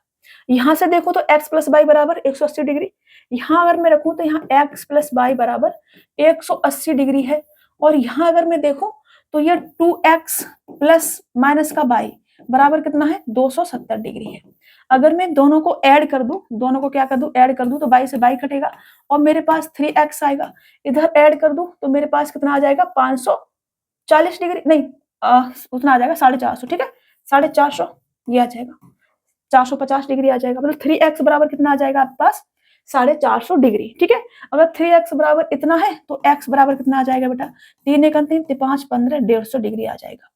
x बराबर अगर 150 डिग्री है और दोनों का सम 180 डिग्री है तो y बराबर कितना आ जाएगा बेटा, y बराबर 30 डिग्री आ जाएगा, ठीक है ना, क्योंकि दोनों का सम कितना आना चाहिए, 180 डिग्री आना चाहिए, यही है ना, 180 डिग्री, दोनों का सम 180 डिग्री आना चाहिए। मेरे से क्या पूछा है, मेरे से पूछा है x रेशियो बाई, x कितना है हमारे पास 150 डिग्री, बाई कितना है बेटा हमारे पास में 30 डिग्री, 30 डिग्री बचेगा फिर बाई, ठीक है ना। दोनों का एंगल का सम 180 डिग्री, तो x अगर 150 है तो बाई 30 डिग्री आएगा। अब इनका हम रेशियो अगर लें बेटा, रेशियो लें तो हमारे पास कितना बचेगा, 5:1, ये आपका आंसर आ जाएगा। 5:1, ऑप्शन सी आपका राइट आंसर हो जाएगा। समझ पाए हैं। तो क्वेश्चन थोड़ा सा अच्छा है, अगर लेवल आपका उठेगा मेंस में आपको ये क्वेश्चन देखने को मिलेंगे। तो अगर आपको ये टफ लग रहा है ना, तो केवल प्री से आपका सिलेक्शन नहीं होगा और मेंस के लिए आपको फिर से पढ़ना ही पड़ेगा, समझ रहे हो ना। तो आपको अभी सीखनी है चीजें, अभी आपके पास टाइम है, आप सीख सकते हैं। समझ में आ रहा है कुछ, बार बार टाइम खराब नहीं करना है, एक बार पढ़ना है और ऐसा पढ़ना है कि दोबारा से पढ़ने की जरूरत ना पड़े। ये जो अपना बैच खत्म हो जाएगा, रेलवे का जब पेपर हो जाएगा उसके बाद हम एसएससी सीजीएल का बैच लॉन्च करेंगे, और वो बैच ऐसा होगा, अगर आप ठीक से उसे कर लेंगे ना तो आपको फिर जीवन में कभी भी मैथ पढ़ने की आवश्यकता नहीं पड़ेगी। उसमें ऐसे चीजें तैयार करी जाएंगी, एक चैप्टर से लगभग 300-400 क्वेश्चंस कराए जाएंगे उसमें, उसकी कोई टाइम नहीं होगा कि इसे कितने टाइम में खत्म करेंगे, उसमें चीजें होंगी। आपने एक बार पढ़ा मतलब फ्री हो गए आप, फिर आपको मैथ पढ़ने की आवश्यकता नहीं है, सिर्फ प्रैक्टिस करोगे। ऐसा बैच तैयार करा जाएगा उससे, ठीक है। सीजीएल के लिए लॉन्च करा जाएगा, प्री मेंस दोनों के लिए। एनटीपीसी का पेपर होने के बाद अभी घबराना नहीं कि मैम अभी से छोड़ दिए, क्या छोड़ नहीं रहे हैं। पहले एनटीपीसी का पेपर तक एनटीपीसी की चीजें चलेंगी, उसके बाद सीजीएल का चलेगा, ठीक है। यहाँ पे कोण ए का संपूरक कोण उसके कोटिपूरक के 2 गुने से 40 डिग्री अधिक है। कोण ए के संपूरक और कोटिपूरक कोण का योग कितना होगा, ये हमसे कहा जा रहा है। देखो बेटा, कोण ए का संपूरक कोण उसके कोटिपूरक कोण के 2 गुने से 40 डिग्री अधिक है, ऐसा हमसे कहा जा रहा है। तो कोण ए का संपूरक कितना होगा बेटा, 180 डिग्री होता है संपूरक, इसमें से एक एंगल अगर ए है तो इसका संपूरक कितना होगा, 180 डिग्री माइनस का ए होगा इसका संपूरक कोण, ठीक है ना। अगर मैं इसका कोटिपूरक की बात करूं तो कोटिपूरक 90 डिग्री का होता है पूरा, तो इसमें से एक एंगल अगर ए है तो ए का कोटिपूरक कोण कितना होगा, 90 डिग्री माइनस का ए होगा, ठीक है ना। अब हमसे कहा जा रहा है कि इसके कोटिपूरक कोण के 2 गुने से 40 डिग्री अधिक है इसका सप्लीमेंट्री एंगल, ये हमसे कहा जा रहा है। मतलब कि 90 डिग्री इधर से यहां से ले लेती हूँ, 90 डिग्री माइनस का ए का 2 गुना, इसके 2 गुने से, इसके 2 गुने से ये वाला कोण 40 डिग्री अधिक है। तो मैं ये भी तो लिख सकती हूँ कि अगर 40 डिग्री अधिक है सप्लीमेंट्री एंगल तो 40 डिग्री इसमें से माइनस कर देती हूँ, बराबर बराबर हो जाएगा कि नहीं, हो जाएगा। यहां से इसका मल्टीपल करूं तो 9 दूनी 18, 180 डिग्री माइनस का 2a बराबर कितना आ जाएगा, 180 डिग्री, इसको माइनस करके लिखते हैं, 40 डिग्री माइनस करेंगे तो 140 डिग्री माइनस का a आ जाएगा। अब 2a को इधर ले जाओ और 140 डिग्री को इधर ले आओ, तो मेरे पास केवल a बचेगा और a बराबर कितना आ जाएगा, 40 डिग्री। ए बराबर अगर मेरे पास 40 डिग्री है तो कोण ए के संपूरक और कोटिपूरक कोण का योग कितना होगा। योग की बात कर रहे हैं इसका और इसका, तो योग कितना आ जाएगा बेटा, योग मतलब कि सम, सप्लीमेंट्री एंगल प्लस का कॉम्प्लीमेंट्री एंगल, तो ये 180 डिग्री माइनस का ए प्लस का 90 डिग्री माइनस का ए, ठीक है ना, ये आएगा, योग कर रहे हैं हम।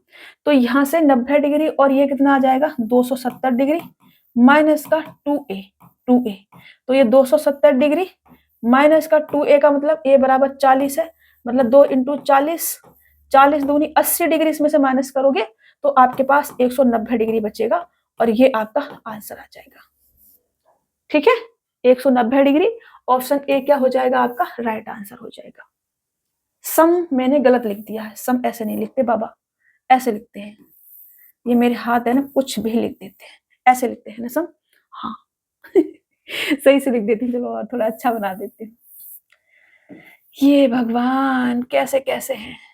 चलिए आगे बढ़े, नेक्स्ट क्वेश्चन ले, देखो किसी कोण का संपूरक कोण उस कोण के 4 गुने से 10 डिग्री अधिक है, मूल कोण का कोटिपूरक कोण ज्ञात करें, ये हमसे कहा जा रहा है। देखो बेटा, किसी कोण का संपूरक कोण उस कोण के 4 गुने से 10 डिग्री अधिक है, 10 डिग्री अधिक है, मूल कोण का कोटिपूरक ज्ञात करना है हमको। अब देखो कोण कोई मान लो, क्या मान ले हम, थीटा मान लेते हैं, संपूरक 180 डिग्री का होगा, ठीक है 180 डिग्री, इसमें से अगर एक एंगल हमारे पास थीटा है तो इसका संपूरक कोण क्या आ जाएगा 180 डिग्री माइनस का थीटा आ जाएगा, ठीक है। उस कोण के 4 गुने से 10 डिग्री अधिक है संपूरक कोण, इसके 4 गुने से ये 10 डिग्री अधिक है, ऐसा हमसे कहा जा रहा है। मतलब कि थीटा का 4 गुने से ये जो 180 डिग्री माइनस का थीटा है ये 10 डिग्री अधिक है, तो 10 डिग्री इसमें से माइनस कर देते हैं, बराबर बराबर हो जाएगा ये, ठीक है।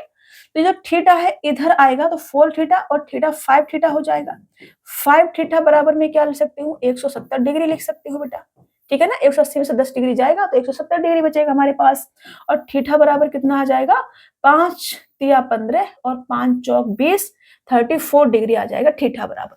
अब थीटा बराबर 34 डिग्री है तो मूल कोण का कोटिपूरक हमसे पूछा है, कोटिपूरक कितने का होगा बेटा 90 डिग्री का होगा पूरा। अब इसमें से एक एंगल जो हमारे पास थीटा था वो कितना है, वो 34 डिग्री का है, कितने का है 34 डिग्री का है, तो दूसरा एंगल इसका कोटिपूरक एंगल क्या बचेगा 90 डिग्री माइनस का थीटा बचेगा, तो इसकी वैल्यू कितनी आ जाएगी बेटा 90 में से 34 अगर हम माइनस करते हैं तो 56 आ जाएगा, 56 डिग्री ये आपका आंसर हो जाएगा, ठीक है ना। दोनों का सम 90 डिग्री होना चाहिए, तो 80 और 6 और 4 90 डिग्री, ये ऑप्शन सी आपका राइट आंसर हो जाएगा। आसान लगेंगी चीजें अगर आप ढंग से चीजों को समझोगे, तो हवा हवा में समझोगे तो आसान नहीं लगेंगी, फिर वो टफ लगने लगेंगी। अभी आगे बढ़ते हैं और नेक्स्ट क्वेश्चन लेते हैं। कोण के का संपूरक कोण, देखो इससे रिलेटेड जितने भी आज आपको कोटिपूरक संपूरक सब डाउट क्लियर हो जाएंगे, अब रहेगा नहीं आपको कोई डाउट। कोण के का संपूरक कोण 13x प्लस 30 डिग्री है और कोटिपूरक 7x है, के का मान क्या है। अब डायरेक्ट लिख लो, देखो हमको दे रखे हैं, तो के का संपूरक कोण सप्लीमेंट्री एंगल क्या हमको दे रखा है, हमको दे रखा है 13x प्लस का 30 डिग्री, ठीक है, और कोटिपूरक 7x है, के का मान क्या है। अब देखो हमें इसे ठीक से लिखना ही पड़ेगा। अब देखो संपूरक कोण है तो 180 डिग्री पे होगा, ठीक है ना। अब इसमें से एक एंगल के है, दूसरा एंगल हमसे कह रहे हैं कि 13x प्लस का 30 डिग्री है, ऐसा हमसे कह रहे हैं, ठीक है। ये हमसे कह रहे हैं कि 13x प्लस का कितना है 30 डिग्री है, सो बंद कर लो या ऐसे लगा लो, ठीक है, कोई दिक्कत नहीं है, समझ में तो आएगा। अगर हम कोटिपूरक की बात करें तो 90 डिग्री होगा, ठीक है, और 90 डिग्री में से एक एंगल अगर के है और दूसरा एंगल 7x डिग्री हमको बोल रखा है, के का मान हमसे पूछा है। तो मैं आपसे यहाँ से ये कह रही हूँ कि अगर मैं इसको ऐसे नहीं लिख सकती, ऐसे लिख सकती हूँ मैं यहाँ से कि के प्लस का 13x प्लस का 30 डिग्री बराबर 180 डिग्री, ठीक है, ऐसे लिख सकती हूँ। और यहाँ से भी, यहाँ से मैं क्या लिख सकती हूँ, यहाँ से मैं के प्लस का 7x डिग्री बराबर 90 डिग्री लिख सकती हूँ या नहीं। आप कहेंगे यस मैम लिख सकती हूँ, वो तो हम लिख ही सकते हैं ये भी डिग्री में है, ठीक है, लगा देती हूँ मैं इस पे ब्रैकेट में, 7x के साथ आप कंफ्यूज हो जाएंगे। तो यहाँ से मैं केवल के बराबर क्या लिख सकती हूँ, 180 डिग्री माइनस का इस वाले पार्ट को इधर ले जाऊं तो 30 डिग्री और माइनस का 13x डिग्री। यहां से भी के बराबर में क्या लिख सकती हूँ बेटा, के बराबर 90 डिग्री माइनस का 7x डिग्री, ये लिख सकती हूँ यानी आप कहेंगे लिख सकती हूँ मैम। तो देखो मैंने के बराबर ये कर दिया और के बराबर मैंने इधर ये कर दिया, तो इसके बराबर में इसे लिख सकती हूँ, ठीक है। तो मैं यहाँ से ये लिख सकती हूँ कि 180 डिग्री में से मैं पहले 30 डिग्री माइनस कर देती हूँ, तो इसके बराबर में इसे लिख सकती हूँ, मतलब कि 150 डिग्री माइनस का 13x डिग्री बराबर 90 डिग्री माइनस का 7x डिग्री, ठीक है, ये लिख सकते हैं। 13x को इधर ले जाते हैं, 90 को इधर ले आते हैं, तो 13x इधर जाएगा तो 6x डिग्री, 6x डिग्री, 90 इधर आएगा तो 60 डिग्री, ठीक है। तो x बराबर कितना आ जाएगा बेटा हमारे पास में 10 डिग्री, कितना आ जाएगा 10 डिग्री आ जाएगा। x बराबर अगर मेरे पास में 10 डिग्री है बेटा और मेरे से k की वैल्यू पूछिए, k की, तो या तो इसमें रख दो या इसमें रख दो, आपके पास k की वैल्यू आ जाएगी, ठीक है ना। तो या तो आप इसमें रख दो, हम इसी में रख देते हैं। तो यहाँ से x बराबर 10 है, मतलब कि k प्लस का 7 इंटू का 10 डिग्री बराबर 90 डिग्री, ठीक है। तो k बराबर कितना आ जाएगा 90 डिग्री माइनस का 70 डिग्री बराबर 20 डिग्री, ये आपका आंसर हो जाएगा। मैं एक एक पॉइंट को लिख रही हूँ ताकि आपको चीजें क्या हो समझ में आती रहे, ठीक है। ये आपका आंसर हो जाएगा, समझ में आया। चलो आगे बढ़े। देखो अभी आपका थोड़ा सा एंगल शुरू होंगे, घबराना नहीं है, बहुत इजी है। देखो अभी आराम आराम से करेंगे। दिए गए चित्र में रेखाएं एक्स बाई तथा एन एम एन बिंदु ओ पर प्रतिच्छेद करती हैं। यदि पी ओ बाई 90 डिग्री है और ए बी का रेशियो 2:3 है तो सी ज्ञात करें। ये हमसे कहा जा रहा है सी। ये वाला एंगल हमको दे रखा है 90 डिग्री का, ठीक है। ये कितना दे रखा है 90 डिग्री का दे रखा है। अब देखो ये क्या है बेटा, हमारे पास एक सीधी रेखा है, यहाँ पर कितने का कोण बनेगा, ये पूरा 180 डिग्री का बनेगा। उसमें से 90 डिग्री ये है तो a प्लस बी कितना बचा होगा हमारे पास, 90 डिग्री बचा होगा, ठीक है। मतलब यहाँ से मैं ये कह सकती हूँ कि angle a plus angle b बराबर कितना है हमारे पास 90 डिग्री है। और इनके रेशियो की बात करूं तो ये 2:3 दे रखा है, ठीक है ना, ये दे रखा है। मतलब कि मैं यहाँ से ये कह सकती हूँ कि 5 की वैल्यू अगर 90 डिग्री है बेटा तो 1 की कितनी आ जाएगी, 18 पंजू 90 होता है, 18 डिग्री आ जाएगी। अगर 1 की वैल्यू 18 डिग्री है तो 2 की कितनी आ जाएगी, 18 दूनी 36 डिग्री आ जाएगी। और इसकी कितनी आ जाएगी, 18 तिया 54 डिग्री आ जाएगी। लेकिन इसकी हमें जरूरत नहीं है, हमें इसकी जरूरत है 36 डिग्री की। अगर ये वाला एंगल हमारे पास 36 डिग्री है बेटा, ये वाला एंगल अगर 36 डिग्री है तो ये वाली लाइन मेरे पास एक सीधी रेखा है, ये पूरा 180 डिग्री का एंगल बनाएगी, ठीक है ना। मैं यहाँ से ये कह सकती हूँ कि angle A plus angle C बराबर 180 डिग्री है, ऐसा हम कह सकते हैं, ठीक है। तो एंगल ए उसमें 36 डिग्री है अगर, तो प्लस का एंगल सी बराबर कितना 180 डिग्री।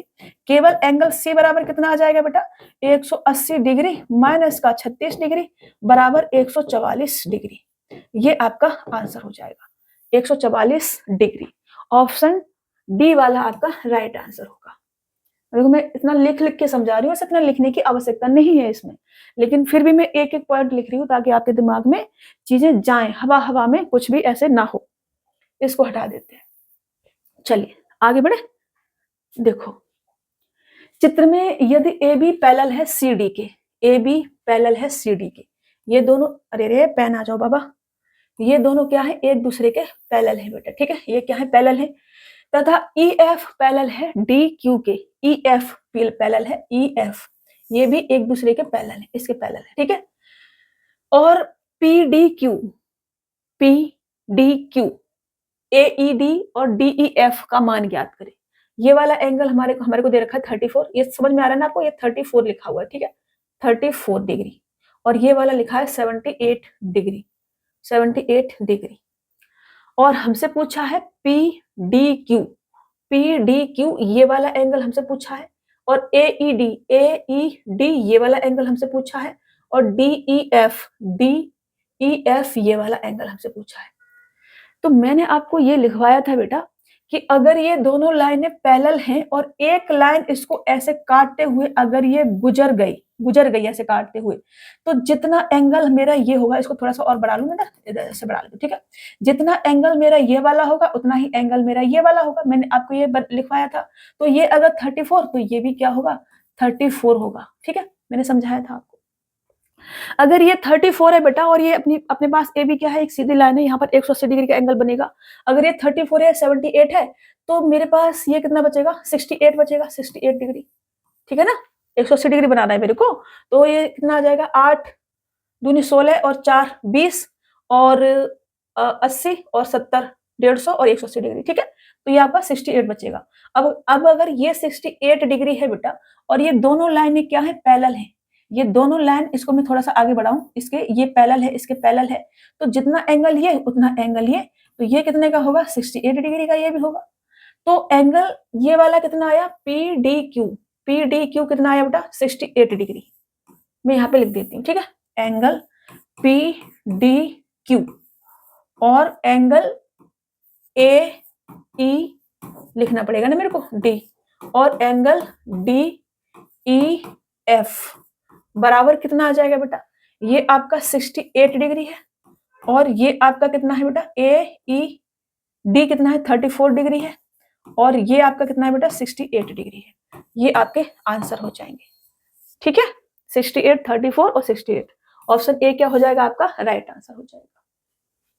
समझ पा रहे हैं, इसलिए बेसिक चीजें आपको समझना बहुत जरूरी थी।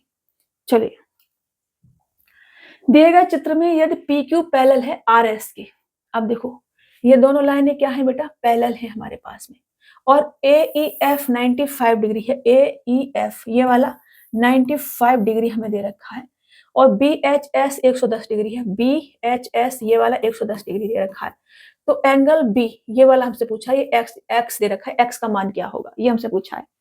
तो ये दोनों लाइन अगर मेरे पास पैरेलल है बेटा और एक लाइन अगर ऐसे काटते हुए गुजरेगी तो जितना एंगल ये होगा उतना ही एंगल ये होगा, ये 95 डिग्री का आ जाएगा। ठीक है ना, अब ये अगर 95 डिग्री का है और ये वाला एंगल 110 डिग्री का है और ये वाला एंगल पूरा 180 डिग्री का बनेगा, यहाँ अगर 110 डिग्री का है तो यहाँ पर कितने का होगा बेटा, यहाँ पर ये होगा आपका 70 डिग्री का। ठीक है, कितने का होगा, 70 डिग्री का होगा। अगर ये 70 डिग्री का है तो ये इसका एच बी जी का एक्स एंगल हो गया, ये 70 का है तो ये कितने का बचेगा बेटा, 25 का बचेगा, क्योंकि 70 प्लस 25 95 होगा, तो ये 25 आपका आंसर आ जाएगा।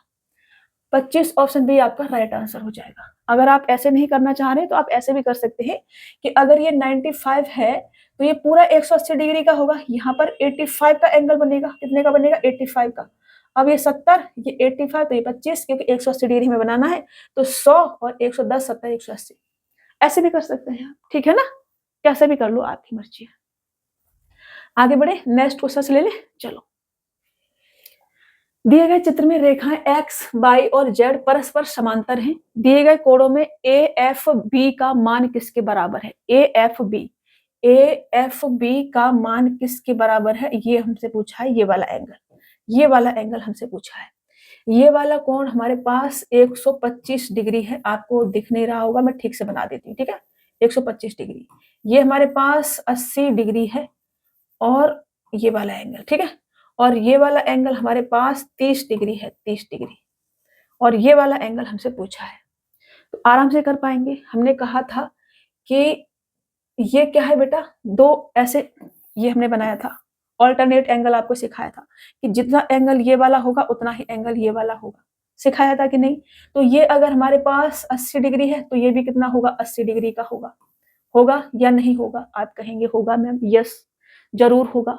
ये अगर हमारे पास 80 डिग्री का है बेटा तो मैं ये भी कह सकती हूँ कि ये पैरेलल लाइन है, ये वाली लाइन पैरेलल है किसके बेटा, इसके, ये पैरेलल लाइन है और इसको ये वाली लाइन अगर ऐसे करके काट रही है तो ये अगर 125 डिग्री तो ये पूरा एंगल 125 डिग्री, उसमें से ये 30 डिग्री का है तो ये कितने का बचेगा बेटा, 30 डिग्री माइनस कर दो इसमें से तो 95 डिग्री बचेगा।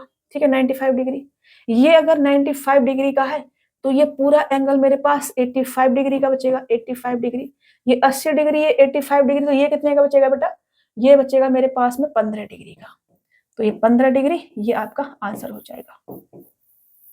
ठीक है, 180 डिग्री बनाना है आपको, तो ये सी बी सी एफ एक ट्रायंगल बनेगा और 180 डिग्री सम होना चाहिए। ये 8 दूनी 16 और ये 165, 15 और ऐड करेंगे 180 डिग्री, तो 15 डिग्री का ही आपका आंसर आ जाएगा। ऑप्शन बी क्या हो जाएगा आपका, राइट आंसर हो जाएगा। ठीक है, चलिए आप ऐसे भी कर सकते थे, यहाँ से भी कर सकते थे, आप ऐसे कर सकते थे कि ये अगर 80 डिग्री का है, ये 125 डिग्री का है, तो यहाँ पर जो एंगल बनेगा, यहाँ पर दूसरे तरीके से भी कर सकते थे। इसको थोड़ा-सा मैं हटा के इसे बताती हूँ, ठीक है? यहाँ से भी कर सकते थे, ये वाला एंगल ऐसे निकाल सकते थे, बट फिर भी वही बात, ये 30 डिग्री है, तो ये 30 डिग्री हो जाता हमारा, ठीक है ना? क्योंकि पैरेलल है। अरे बाबा रे! सब मत हटो, इधर आ जाओ। ये 30 डिग्री हो जाता हमारा, ठीक है ना? ये 30 डिग्री, तो ये 30 डिग्री हो जाता। अब देखो जितना एंगल हमारा ये वाला बनता, यहाँ पर जितना एंगल ये वाला बनता, उतना एंगल हमारा ये वाला बनना चाहिए था। ये 80 डिग्री है और 180 में से इतना जाएगा हमारा, 125 जाएगा, तो ये यहाँ पर 55 आ जाएगा, ठीक है ना? 55 डिग्री। तो ये वाला एंगल कितने का बचेगा बेटा? ये बचेगा हमारा 130 और ये आपका 80 माइनस कर देते हैं, तो ये आपके पास 45 डिग्री, ठीक है ना? 45 डिग्री का एंगल बचेगा। ये 45, तो ये पूरा एंगल कितने का? 45 डिग्री का, क्योंकि ये पैरेलल लाइन है, एक लाइन ऐसे काट रही है, तो 45, तो ये पूरा 45, उसमें से 30 ही है, तो 15 ही बचेगा। ऐसे भी कर सकते थे, दूसरा तरीका ये भी था करने का। लेकिन कैसे भी कर लो, आंसर आपका वही आना है, आपकी मर्जी है। इसे हटा देती हूँ मैं, इसको मैं हटा देती हूँ, जो खिचड़ी मैंने पका दी है, क्योंकि ये खिचड़ी जो है अच्छी नहीं लग रही इधर। हटा देते हैं इसको, ठीक है? चलिए इसे बना देती हूँ फिर से।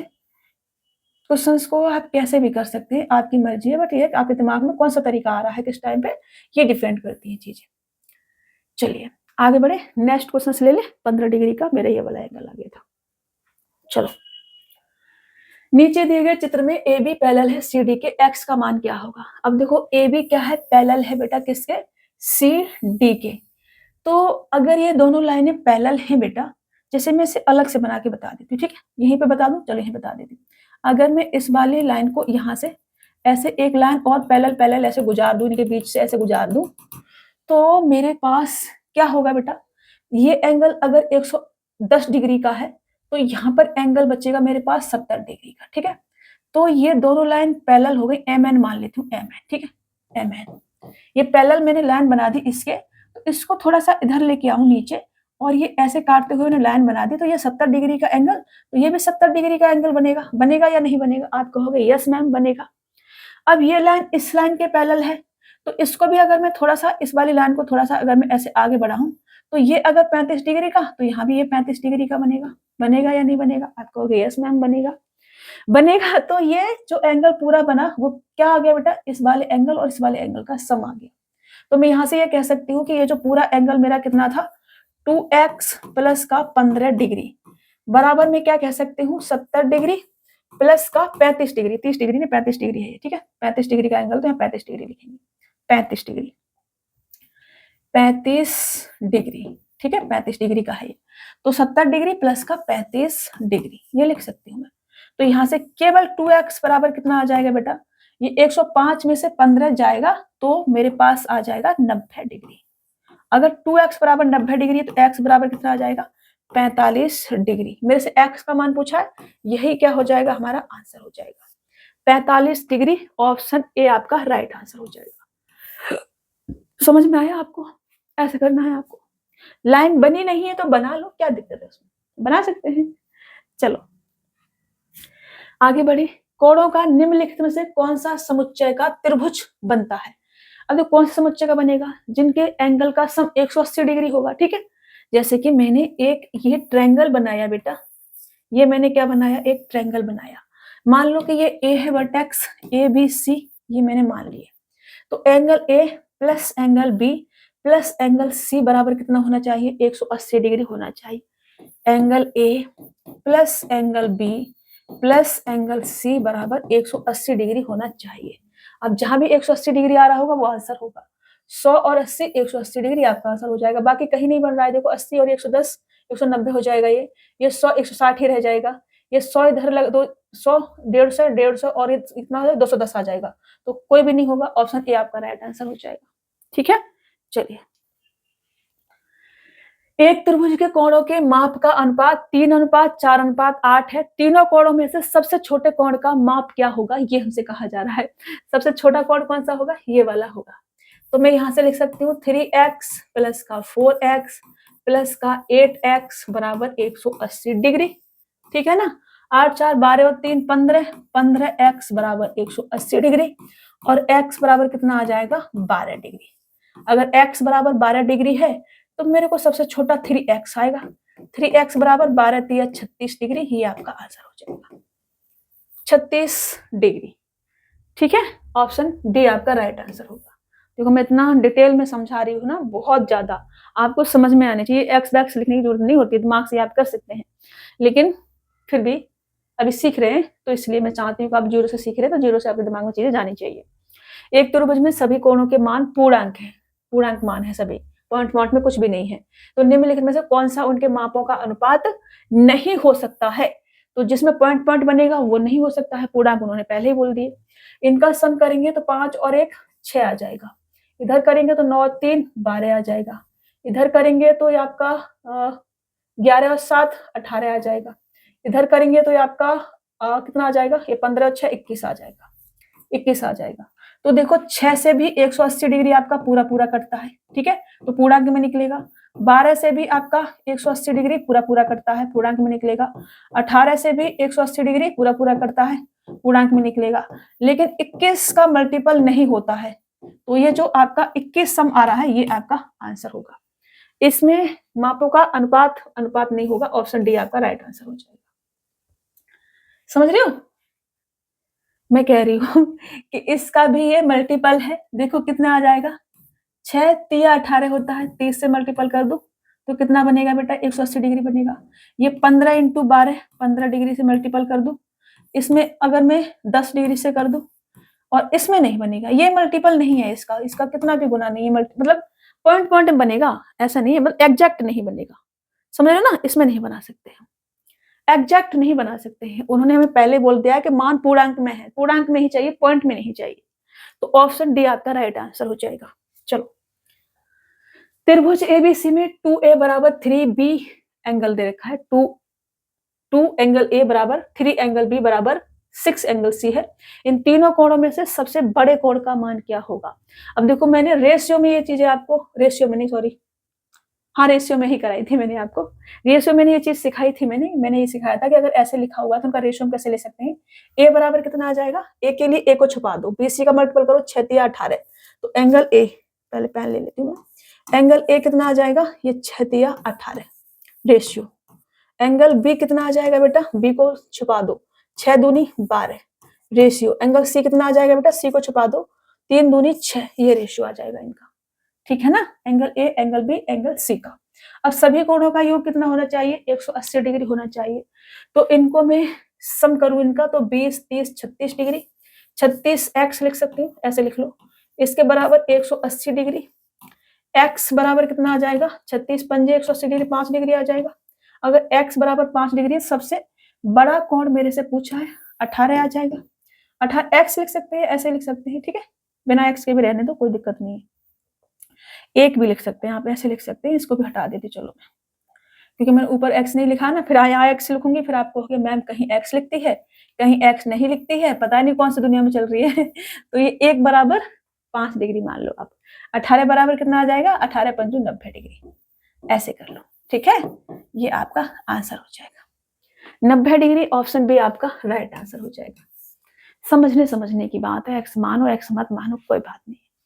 चलो, दिमाग से अगर समझ पा रहे हैं तो नहीं मानने की जरूरत है, एक्स नहीं समझ पा रहे हैं तो मान लो। एक त्रिभुज में 3 कोण एक्स माइनस के 15 डिग्री और ब्रैकेट में बंद है, एक्स प्लस का 45 डिग्री और एक्स प्लस का 60 डिग्री है। त्रिभुज के प्रकार को पहचाने कि त्रिभुज किस प्रकार का है। अब देखो तीनों कोण दे रखे हैं, सम कितना होना चाहिए, 180 डिग्री होना चाहिए। मैं इनको अगर ऐड करती हूँ तो मेरे पास 3x, और देखो माइनस का 15 है, इसमें से माइनस कर दो 30 बचेगा, 60 और 30 कितना होगा 90 डिग्री। 3x प्लस का 90 डिग्री बराबर 180 डिग्री, तीनों को मैंने ऐड कर दिया। अब 3x प्लस 90 बराबर इतना है, केवल 3x की बात करूं मैं, केवल 3x की, तो कितना आ जाएगा बेटा, 90 इधर जाएगा, माइनस का हो जाएगा 90 डिग्री। x बराबर कितना आ जाएगा, 30 डिग्री। अगर x बराबर 30 डिग्री है तो त्रिभुज किस प्रकार का होगा, सबसे बड़ा वाला एंगल ले लो, सबसे बड़ा वाला एंगल ये वाला बनेगा, ठीक है। तो ये x प्लस का 60 डिग्री बराबर कितना आ जाएगा, 30 डिग्री प्लस का 60 डिग्री बराबर 90 डिग्री। और एक एंगल अगर हमारे पास 90 डिग्री का है तो ट्रायंगल, राइट एंगल ट्रायंगल बनता है। ऑप्शन डी आपका राइट आंसर हो जाएगा, ठीक है। क्या बनेगा बेटा, राइट एंगल ट्रायंगल। कैसा बनेगा, राइट एंगल ट्रायंगल, हमने ये वाला ले लिया था, ठीक है, right angle triangle. Right angle triangle Hindi में क्या बोलते हैं? समकोण त्रिभुज। ठीक है, चलो आगे बढ़े। यदि किसी त्रिभुज के कोणों का अनुपात 59:32:91 है तो त्रिभुज का प्रकार कैसा है? अब देखो सभी को ऐड करूंगी मैं तो कितना आ जाएगा? 12 के 2 कैरी लूंगी 1 तो 10 और 18, ये 182 आ जाएगा। 182 बराबर मैं लिख सकती हूँ कि 180 डिग्री होगा। कोणों का सम तो इतना ही रहता है। अब सबसे बड़ा वाला एंगल मेरे पास 91 डिग्री दिख रहा है, तो 91 बराबर कितना आ जाएगा बेटा? अब 182 बराबर 180 है तो 91 बराबर कितना आ जाएगा?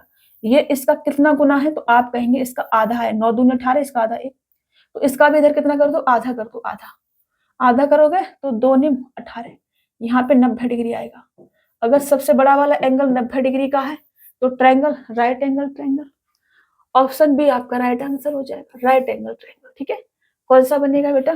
Right angle triangle, right angle triangle. समझ रहे हैं ना? मैं गलत तो नहीं लिख रही कहीं? गलत लिख रही हूँ, राइट एंगल ट्रायंगल। ठीक है, चलिए ये आपका आंसर होगा। एक एंगल अगर 90 डिग्री का है तो राइट एंगल ट्रायंगल। चलिए, यदि किसी त्रिभुज के कोणों का अनुपात 18:31:43 है तो त्रिभुज का प्रकार कैसा होगा? देखो 8 और 1 9, 9 और 3 12, 12 के 2 कैरी लेंगे 1, फिर 5, 4 और 1 5 और ये आपका 8 और 1 9, 92 बराबर 180 डिग्री। 92 बराबर 180 डिग्री है तो सबसे बड़ा वाला एंगल 43 डिग्री। 43 बराबर कितना आ जाएगा भाई? अब देखो इसका ये कितना गुना है, तो इसका गुना में देखोगे तो 1.95 कुछ आएगा। ठीक है, कुछ आएगा। 2 मान लो, लगभग में 2 मान लो। अगर इसका आप 2 गुना भी करते हो तो भी कितना आ जाएगा बेटा? 4 दूनी 8 और 3 दूनी 6, 86 डिग्री के समथिंग बनेगा। तो ये एक्यूट एंगल बनेगा। ठीक है, मतलब कि न्यून कोण बनेगा। 90 डिग्री से तो छोटा ही बनेगा ना अपना।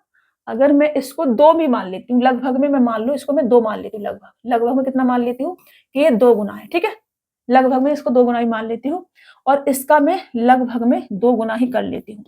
2 गुना इसका करूंगी तो कितना आ जाएगा? ये 6 और 4 दूनी 8। तब भी तो ये क्या है बेटा?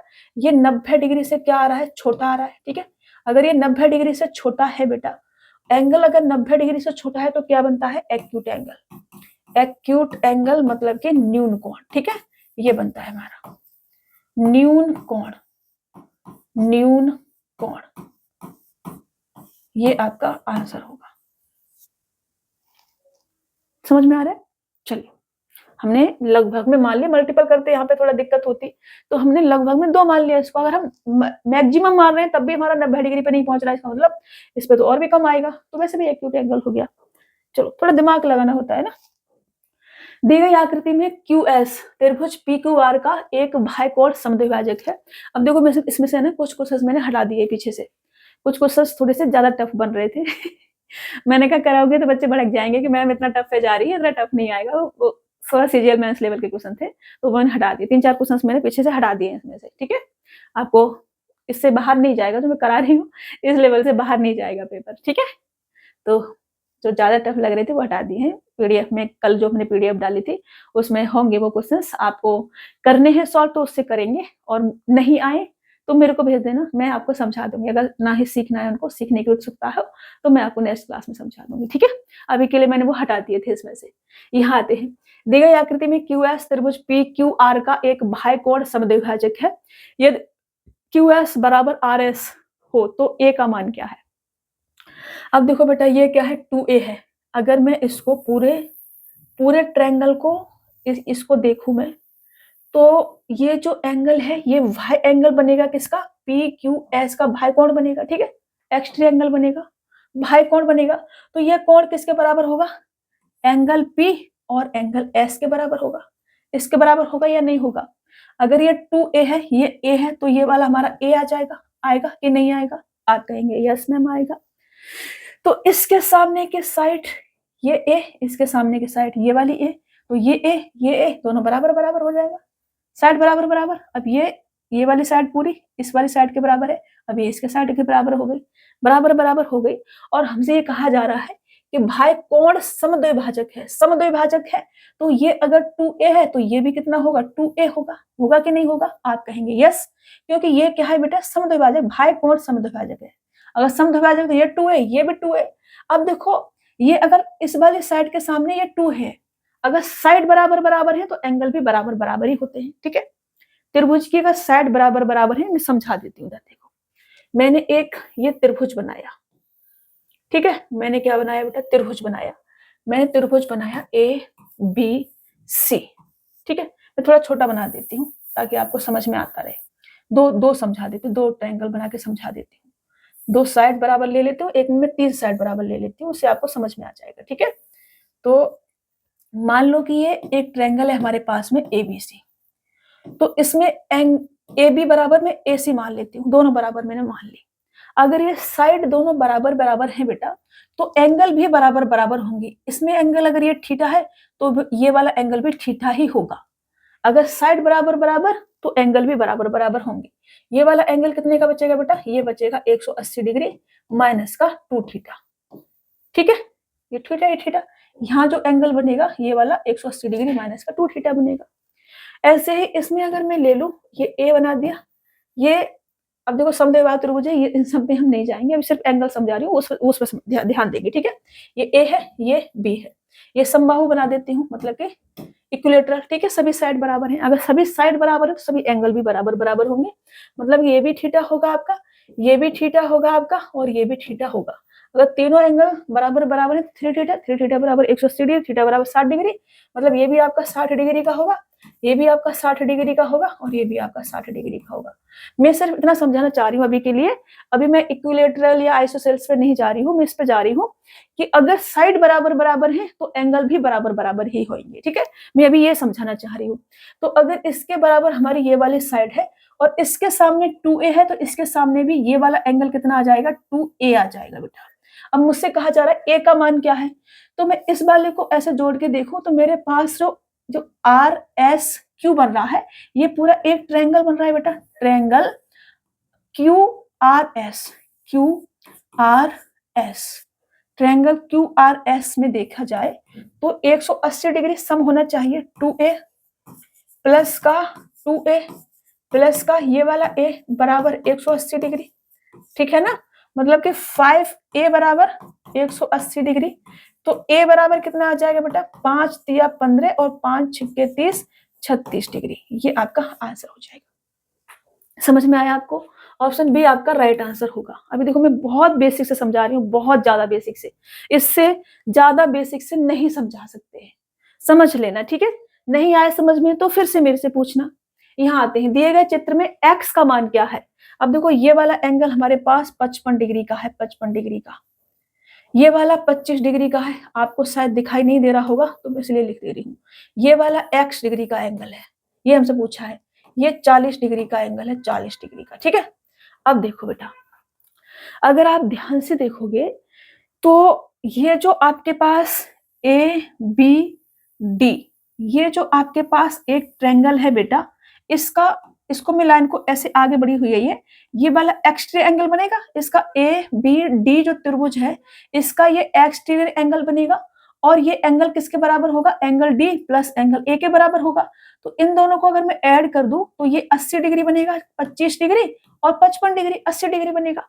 अगर ये 80 डिग्री है तो अब मैं अगर इसमें BCD को देखूं, BCD को देखूं, इस वाले ट्रायंगल को मैं देखूं बेटा, इस वाले ट्रायंगल को देखूं, तो इसमें ये जो x डिग्री है ये इसका एक्सटीरियर एंगल बनेगा, BCD का ये एक्सटीरियर एंगल बनेगा। तो ये किसके बराबर होगा, angle B plus angle C के बराबर होगा। तो x किसके बराबर आएगा बेटा, 80 डिग्री प्लस का 40 डिग्री बराबर 120 डिग्री। ये क्या हो जाएगा, आपका आंसर हो जाएगा।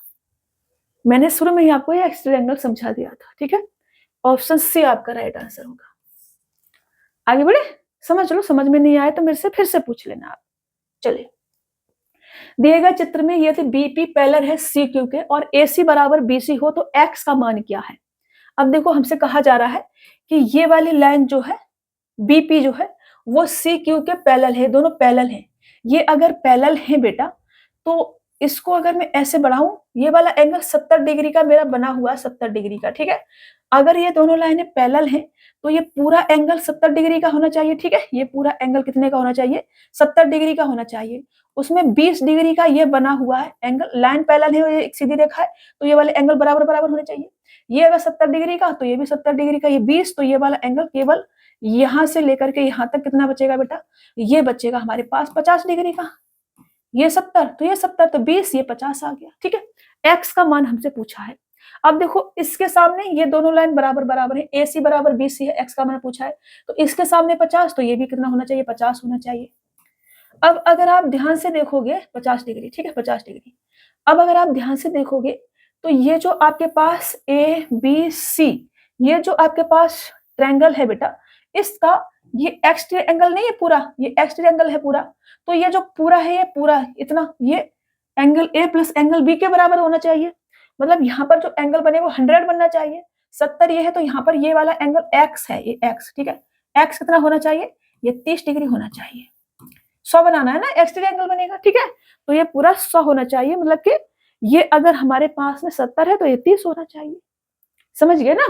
तो ये आपका ये यहाँ जो एंगल बनेगा, ये जो पूरा एंगल बना है, ये angle A plus angle B के बराबर होना चाहिए, जो कि आपका 100 डिग्री आ रहा है, ठीक है। अब उसमें से ये 70 आपका दे रखा है तो ये 30 बचेगा, ठीक है। मतलब कि यहां से मैं कह सकती हूँ कि 70 प्लस का x बराबर 100 डिग्री है, तो x बराबर कितना आ जाएगा बेटा? 70 इधर जाएगा, 30 डिग्री आ जाएगा। अभी समझ में आ रहा है? अभी आ रहा है समझ में? अब तो आना ही चाहिए बाबा।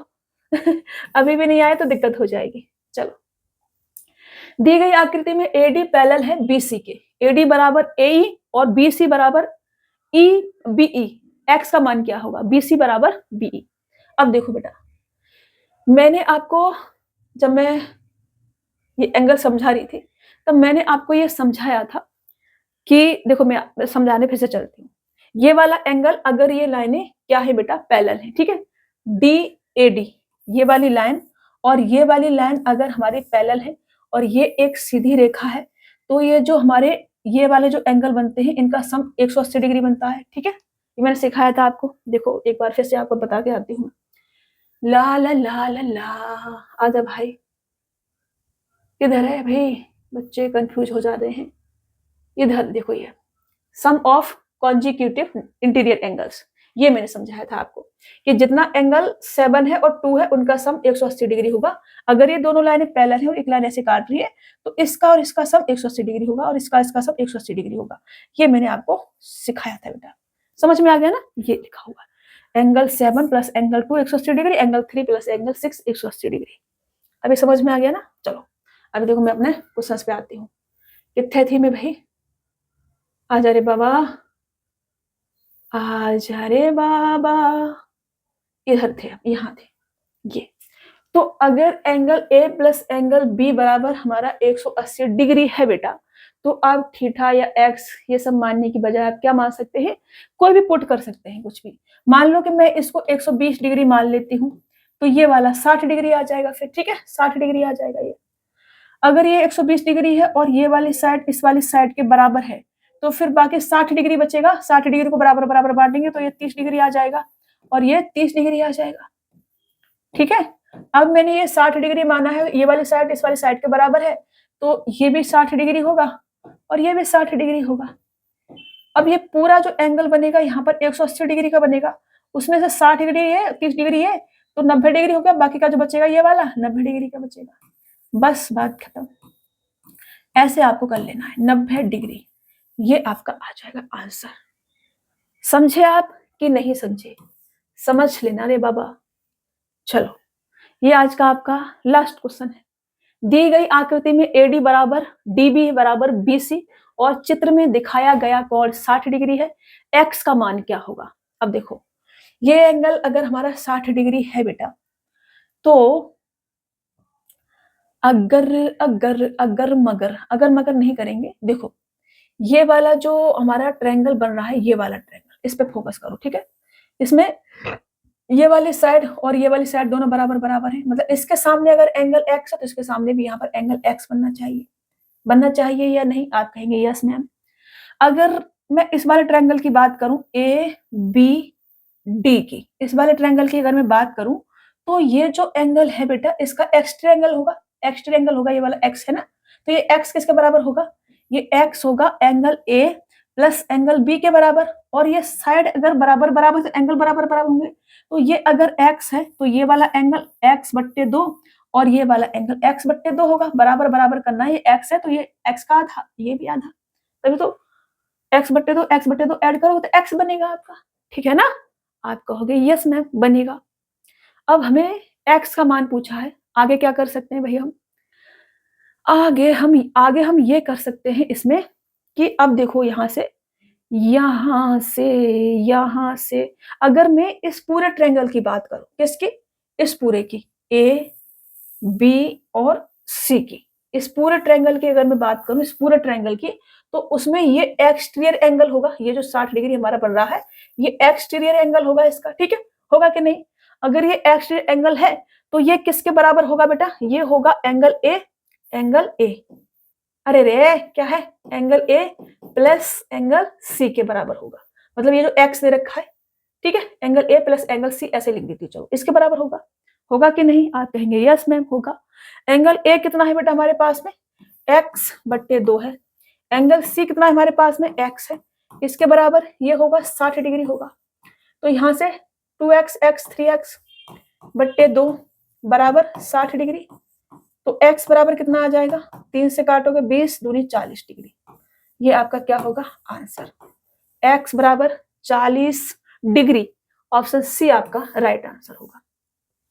तो ये आपका आज का लास्ट क्वेश्चन था, आई होप कि आपको समझ में आया होगा, बेसिक था, आज की क्लास बहुत बेसिक थी, तो अगर कोई क्वेश्चन समझ में नहीं आया हो तो पूछ लेना, ठीक है। और मैं 2 मिनट आपसे बात ये कर रही थी कि अगर आप में से कोई भी स्टूडेंट को टाइपिंग आती हो, ठीक है, क्योंकि मुझे ज़रूरत है कोई ऐसा स्टूडेंट, कोई भी हो, मतलब थोड़े मैच्योर हो और थोड़ी समझदार भी हो तो उनको अगर कंटेंट तैयार कर सकते हैं तो मेरे को उनसे कंटेंट तैयार करवाना है, क्योंकि मैं अकेले ही संभाल रही हूँ और मैं सोच रही हूँ पर डे की 2 क्लासेस शुरू कर देते हैं, टाइम कम है, और साथ में अपना एक टेस्ट, मतलब कि एक्सपेक्टेड क्वेश्चंस की सीरीज भी चला देते हैं, एक डेली का वो भी करा देते हैं। तो अगर कोई कंटेंट तैयार कर सकते हैं तो वो मेरे से कांटेक्ट करें, और थंबनेल भी क्रिएट कर सकते हैं, ठीक है, थंबनेल और कंटेंट दोनों को तैयार करके दे सकते हैं, तो वो मेरे से कांटेक्ट करें, जो भी उनकी सैलरी वगैरह रहेगी। अभी देखो मैं बहुत ज़्यादा मैं भी थोड़ा सा काम कर रही हूँ, इसलिए डेली क्लासेस नहीं ले पा रही हूँ, समझ रहे हो ना, मेरे को भी थोड़ा कुछ काम मिला हुआ है जो मैं घर से ही कर रही हूँ। अभी देखो अलग रह रही हूँ तो मेरे को रेंट वगैरह सब पे करना है, बाकी बहुत सारे खर्चे होते हैं बाहर रहते हैं, तो उसके लिए मेरे को जॉब भी करना पड़ रहा है, साथ में घर से ही कर रही हूँ, ये अच्छी बात है, मुझे कहीं जाना नहीं पड़ रहा है, मैं घर से ही काम कर रही हूँ, ठीक है। अभी काम मिला ही है मेरे को, ज़्यादा टाइम नहीं हुआ है, तो मैं सोच रही हूँ कि ये जो मेरे को कंटेंट तैयार करने के लिए कोई मिल जाए, तो वो अगर मेरे को पीडीएफ बना के दे देंगे, साथ में थंबनेल भी बना देंगे, तो बल्ले-बल्ले हो जाएगी। तो अगर आप में से किसी को भी आता है, कोई भी काम करना चाहते हैं, तो वो मेरे को कॉन्टैक्ट करेंगे, ठीक है। मैं अपना नंबर यहाँ पे लिख रही हूँ, मेरा पर्सनल नंबर है, आप सब समझदार हैं, फालतू में मुझे कॉल नहीं करेंगे, ठीक है, क्योंकि मैं इतना हैंडल नहीं कर पाती हूँ, प्रेशर मेरे दिमाग में बहुत ज़्यादा है, वैसे भी परेशान, आपको पता ही है, मेंटली मैं बहुत ज़्यादा डिस्टर्ब हो जाती हूँ, तो डिस्टर्ब आप लोग मुझे नहीं करेंगे। बहुत ज़्यादा कोई परेशानी होगी तभी कॉल करेंगे, बहुत ज़्यादा कुछ पूछना होगा, कोई है नहीं है बताने के लिए, तो मुझे कॉल कर सकते हैं, ठीक है ना, नहीं तो नहीं करेंगे, ठीक है। ये नंबर सिर्फ उनके लिए है जो मेरे से काम करना चाहेंगे, ठीक है ना, जो जो मेरे को कंटेंट बना के देना चाहेंगे, और थंबनेल साथ में, जो भी उनका सैलरी वगैरह रहेगा, बहुत ज़्यादा तो अभी मैं नहीं दे पाऊँगी, बहुत ज़्यादा मैं नहीं कमा रही हूँ, आपको पता ही है, तो जितना भी थोड़ा बहुत मैं जितना बन सकता है उतना कर दूँगी, ठीक है ना। कॉन्टैक्ट आप मुझे करेंगे, और इधर मैं अपना नंबर लिख रही हूँ, मेरा पर्सनल नंबर है, मैं पहले से आपको बोल रही हूँ, फालतू में कॉल मुझे नहीं करेंगे, ठीक है। और अगर कोई कोचिंग वाले भी मेरी वीडियो अगर देख रहे हैं, अगर देखें, तो नंबर जो मैं लिख रही हूँ, अगर आपको लगता है कि मैं जो पढ़ा रही हूँ वो ठीक है, कंटेंट ठीक है, मेरे पढ़ाने का तरीका ठीक है, तो वो भी मुझसे कॉन्टैक्ट कर सकते हैं, ठीक है, इस नंबर के थ्रू। ये नंबर कभी-कभी बंद जाता है, कभी-कभी ऑन रहता है, मतलब कभी-कभी बंद जाता है, बाकी टाइम ऑन ही रहता है। तो ये नंबर है मेरा, इधर लिख दी, मैं लिखते हुए ना डर भी लग रहा है कि कहीं कोई फालतू में मेरे को कॉल नहीं करे, तो फालतू में कॉल मत करना बाबा, है ना। तो ये मेरा मोबाइल नंबर रहेगा, मोबाइल नंबर पूरा ही लिखती हूँ वैसे, ठीक है। देख देख रही हो मैम तुम्हारी कैसे है, देखो ये मेरा मोबाइल नंबर रहेगा। लिखूं, देखो फिर से बोल रही हूँ आप लोगों को, मुझे फालतू में कॉल नहीं करना, ठीक है। मैं माइंड से बहुत ज्यादा डिस्टर्ब रहती हूँ, परेशान नहीं करने का मेरे को। तो कौन सा वाला लिखूं, चलो दूसरा वाला लिखती हूँ, ये वाला 9205622094। ये नंबर पे आप मुझे व्हाट्सअप करेंगे, ये केवल व्हाट्सअप नंबर है, कॉल नहीं कर सकते आप मुझे, ठीक है। इस पे कॉल के लिए बंद है, ये केवल व्हाट्सअप नंबर है। तो इस पे जो भी काम करना चाहते हैं, जिनको भी अच्छे से पीडीएफ वगैरह बनाना आता है, हवा हवा में नहीं कि मैम मुझे ये नहीं करना आता, वो नहीं करना आता, अच्छे से आता है, वो मुझे कांटेक्ट करेंगे, ठीक है। और कांटेक्ट करते समय अपने दिमाग से, ऐसे नहीं कि चलो मैं मैम से बात करूंगा, ये फालतू ख्याली दुनिया अपने दिमाग से निकाल के कॉल करना है, ठीक है ना। मुझे सिर्फ इंसान समझना है, लड़की समझ के या लेडी समझ के कि मैं टाइम पास करूंगा, ये अपने पास टाइम नहीं है किसी भी चीज के लिए, समझ रहे हो ना। मुझे पता है लड़के किस फितरत के होते हैं, आप ना हो उस फितरत के, अच्छी बात है, पढ़ लोगे ज्यादा बढ़िया है, सिलेक्शन हो जाएगा, लाइफ बन जाएगी, नहीं तो जीवन में ठोकरों के अलावा कुछ नहीं मिलेगा, समझ रहे हो ना। पहले बोल रही हूँ, थोड़ा सा कड़वा लगेगा बट यही सत्य है। ठीक है, बुरा मत मानना, बट देखो मैं समझा सकती हूँ उतना, मैं जिस दौर से अपने जिंदगी के जिस फेज से गुजर रही हूँ, मैंने बहुत कुछ सीखा है। अभी मेरे पास, मैं उतनी परेशान नहीं हूँ, मेरे मेरे उतने बुरे दिन नहीं आए हैं जितना लोग मुझे रियलाइज करा रहे हैं, समझ रहे हो। अभी मैं बिल्कुल अकेले हूँ, कोई रिश्तेदार दूर दूर तक नहीं, कोई अपना दूर दूर तक नहीं। तो बुरे वक्त में कोई आपके साथ नहीं होगा। मेरे कहने का मतलब ये है कि आप पढ़ लिख के कुछ बन लो, अगर आप कुछ नहीं बने ना तो कोई भी आपके साथ नहीं होगा, कोई भी नहीं, मतलब कोई भी नहीं। बुरे वक्त में सारे लोग आपसे दूर चले जाएंगे, जैसे कि मेरे साथ ये हो रहा है। तो ये वक्त आपको देखने को ना आए, मेरा उतना बुरा वक्त नहीं है जितना लोग मुझे रियलाइज करा रहे हैं। जो लोग मेरे सामने बोल नहीं पाते थे, 1 मिनट से ज्यादा बात नहीं कर पाते थे, बात भी करते थे तो जबान उनकी लड़खड़ाती थी, वो आज मुझे मेरी औकात याद दिलाते हैं। मुझको बोलते हैं कि तुम्हारी औकात क्या है, अपनी औकात में रह के बात करो, समझ रहे हो ना। तो ये एक समय होता है, इस समय का सदुपयोग करना, और मुझे कांटेक्ट करते समय ध्यान रखना कि सिर्फ काम के सिलसिले में कांटेक्ट करना है। अगर बात करना चाह रहे हो तो बहुत ज्यादा परेशान हो, कई बार व्यक्ति बहुत डिप्रेस हो जाता है और किसी से हम बोल नहीं पाते हैं, अपनी बातें जो रहती हैं वो नहीं बोल पाते। मैं जिस दौर से गुजरी हूँ मैं समझ सकती हूँ। तो अगर कोई नहीं है आपके पास, आप सोच रहे हैं कि मैं किससे बोलूँ, तो फिर आप मुझे व्हाट्सअप कर सकते हैं, ठीक है ना। वैसे अदरवाइज मुझे परेशान करने के लिए कुछ मत करना रे बाबा, हाथ जोड़ते हैं, ठीक है। चलो यहीं तक बोलेंगे, ज्यादा नहीं बोलेंगे, बाकी आप समझदार हैं सब। ऊपर वाला है वो हमारे सारे कर्मों का हिसाब रखता है। हम जो भी देते हैं दूसरों को, वो हमें वापस मिलना ही होता है। भगवान हमें माफ कर सकते हैं, लोग भी हमें माफ कर सकते हैं, बट ये नियति किसी को माफ नहीं करती है। अगर आपने किसी का दिल दुखाया है तो बदले में आपका कभी ना कभी कोई ना कोई दिल दुखाएगा ही। ये प्रकृति का नियम है। जो आप दूसरों को दे रहे हैं वो आपको वापस मिलेगा ही मिलेगा, चाहे कभी भी मिले, अभी मिले, कुछ दिन बाद मिले, हो सकता है अगले जन्म में भी मिले, लेकिन मिलेगा, इस बात की गारंटी है। ऐसा नहीं होगा कि नहीं मिले, मिलेगा जरूर। तो दूसरों को देते समय एक चीज का ख्याल रखें कि वापस अगर ये मुझे मिला तो मुझे कैसा फील होगा, बस, ठीक है। ये सोच के ही अपने सारे काम करो, बाकी तो मैं कुछ नहीं कहूंगी, सब लोग बहुत समझदार हैं। और जो हमने आज क्लास में कराया है, अगर इससे रिलेटेड कोई भी प्रॉब्लम है, समस्या है, समझ में नहीं आया, मतलब कोई भी क्वेश्चन, तो मेरे को पूछ सकते हैं आप टेलीग्राम पे, ठीक है। चलिए आप सबसे नमस्कार, और चलते हैं, कल मिलेंगे आपसे नेक्स्ट क्लास में। बस रिक्वेस्ट है कि फालतू में मुझे व्हाट्सअप नहीं करेंगे, फालतू में बिल्कुल भी नहीं, ठीक है ना। चलिए।